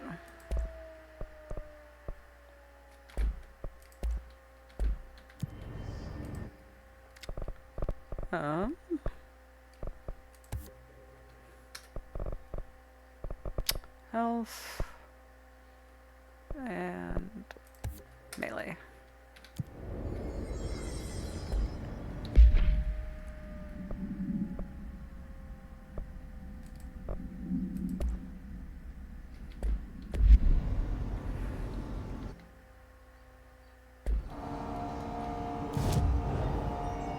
Okay, well, I think this is a good stopping point. Yeah, wow. I got through a lot more than I thought I would. I guess being more familiar with the game and its map helps a lot. But, thanks so much for hanging around. It was nice chatting with you. I know it was mostly just you, Cauldron Flavor, that was hanging out, but thanks to everybody else who stopped by, and thank you for watching the VOD if that applies to you. But yeah, this game is so much fun, and it's really fun to stream it and just like talk about it because there's so much to talk about with it.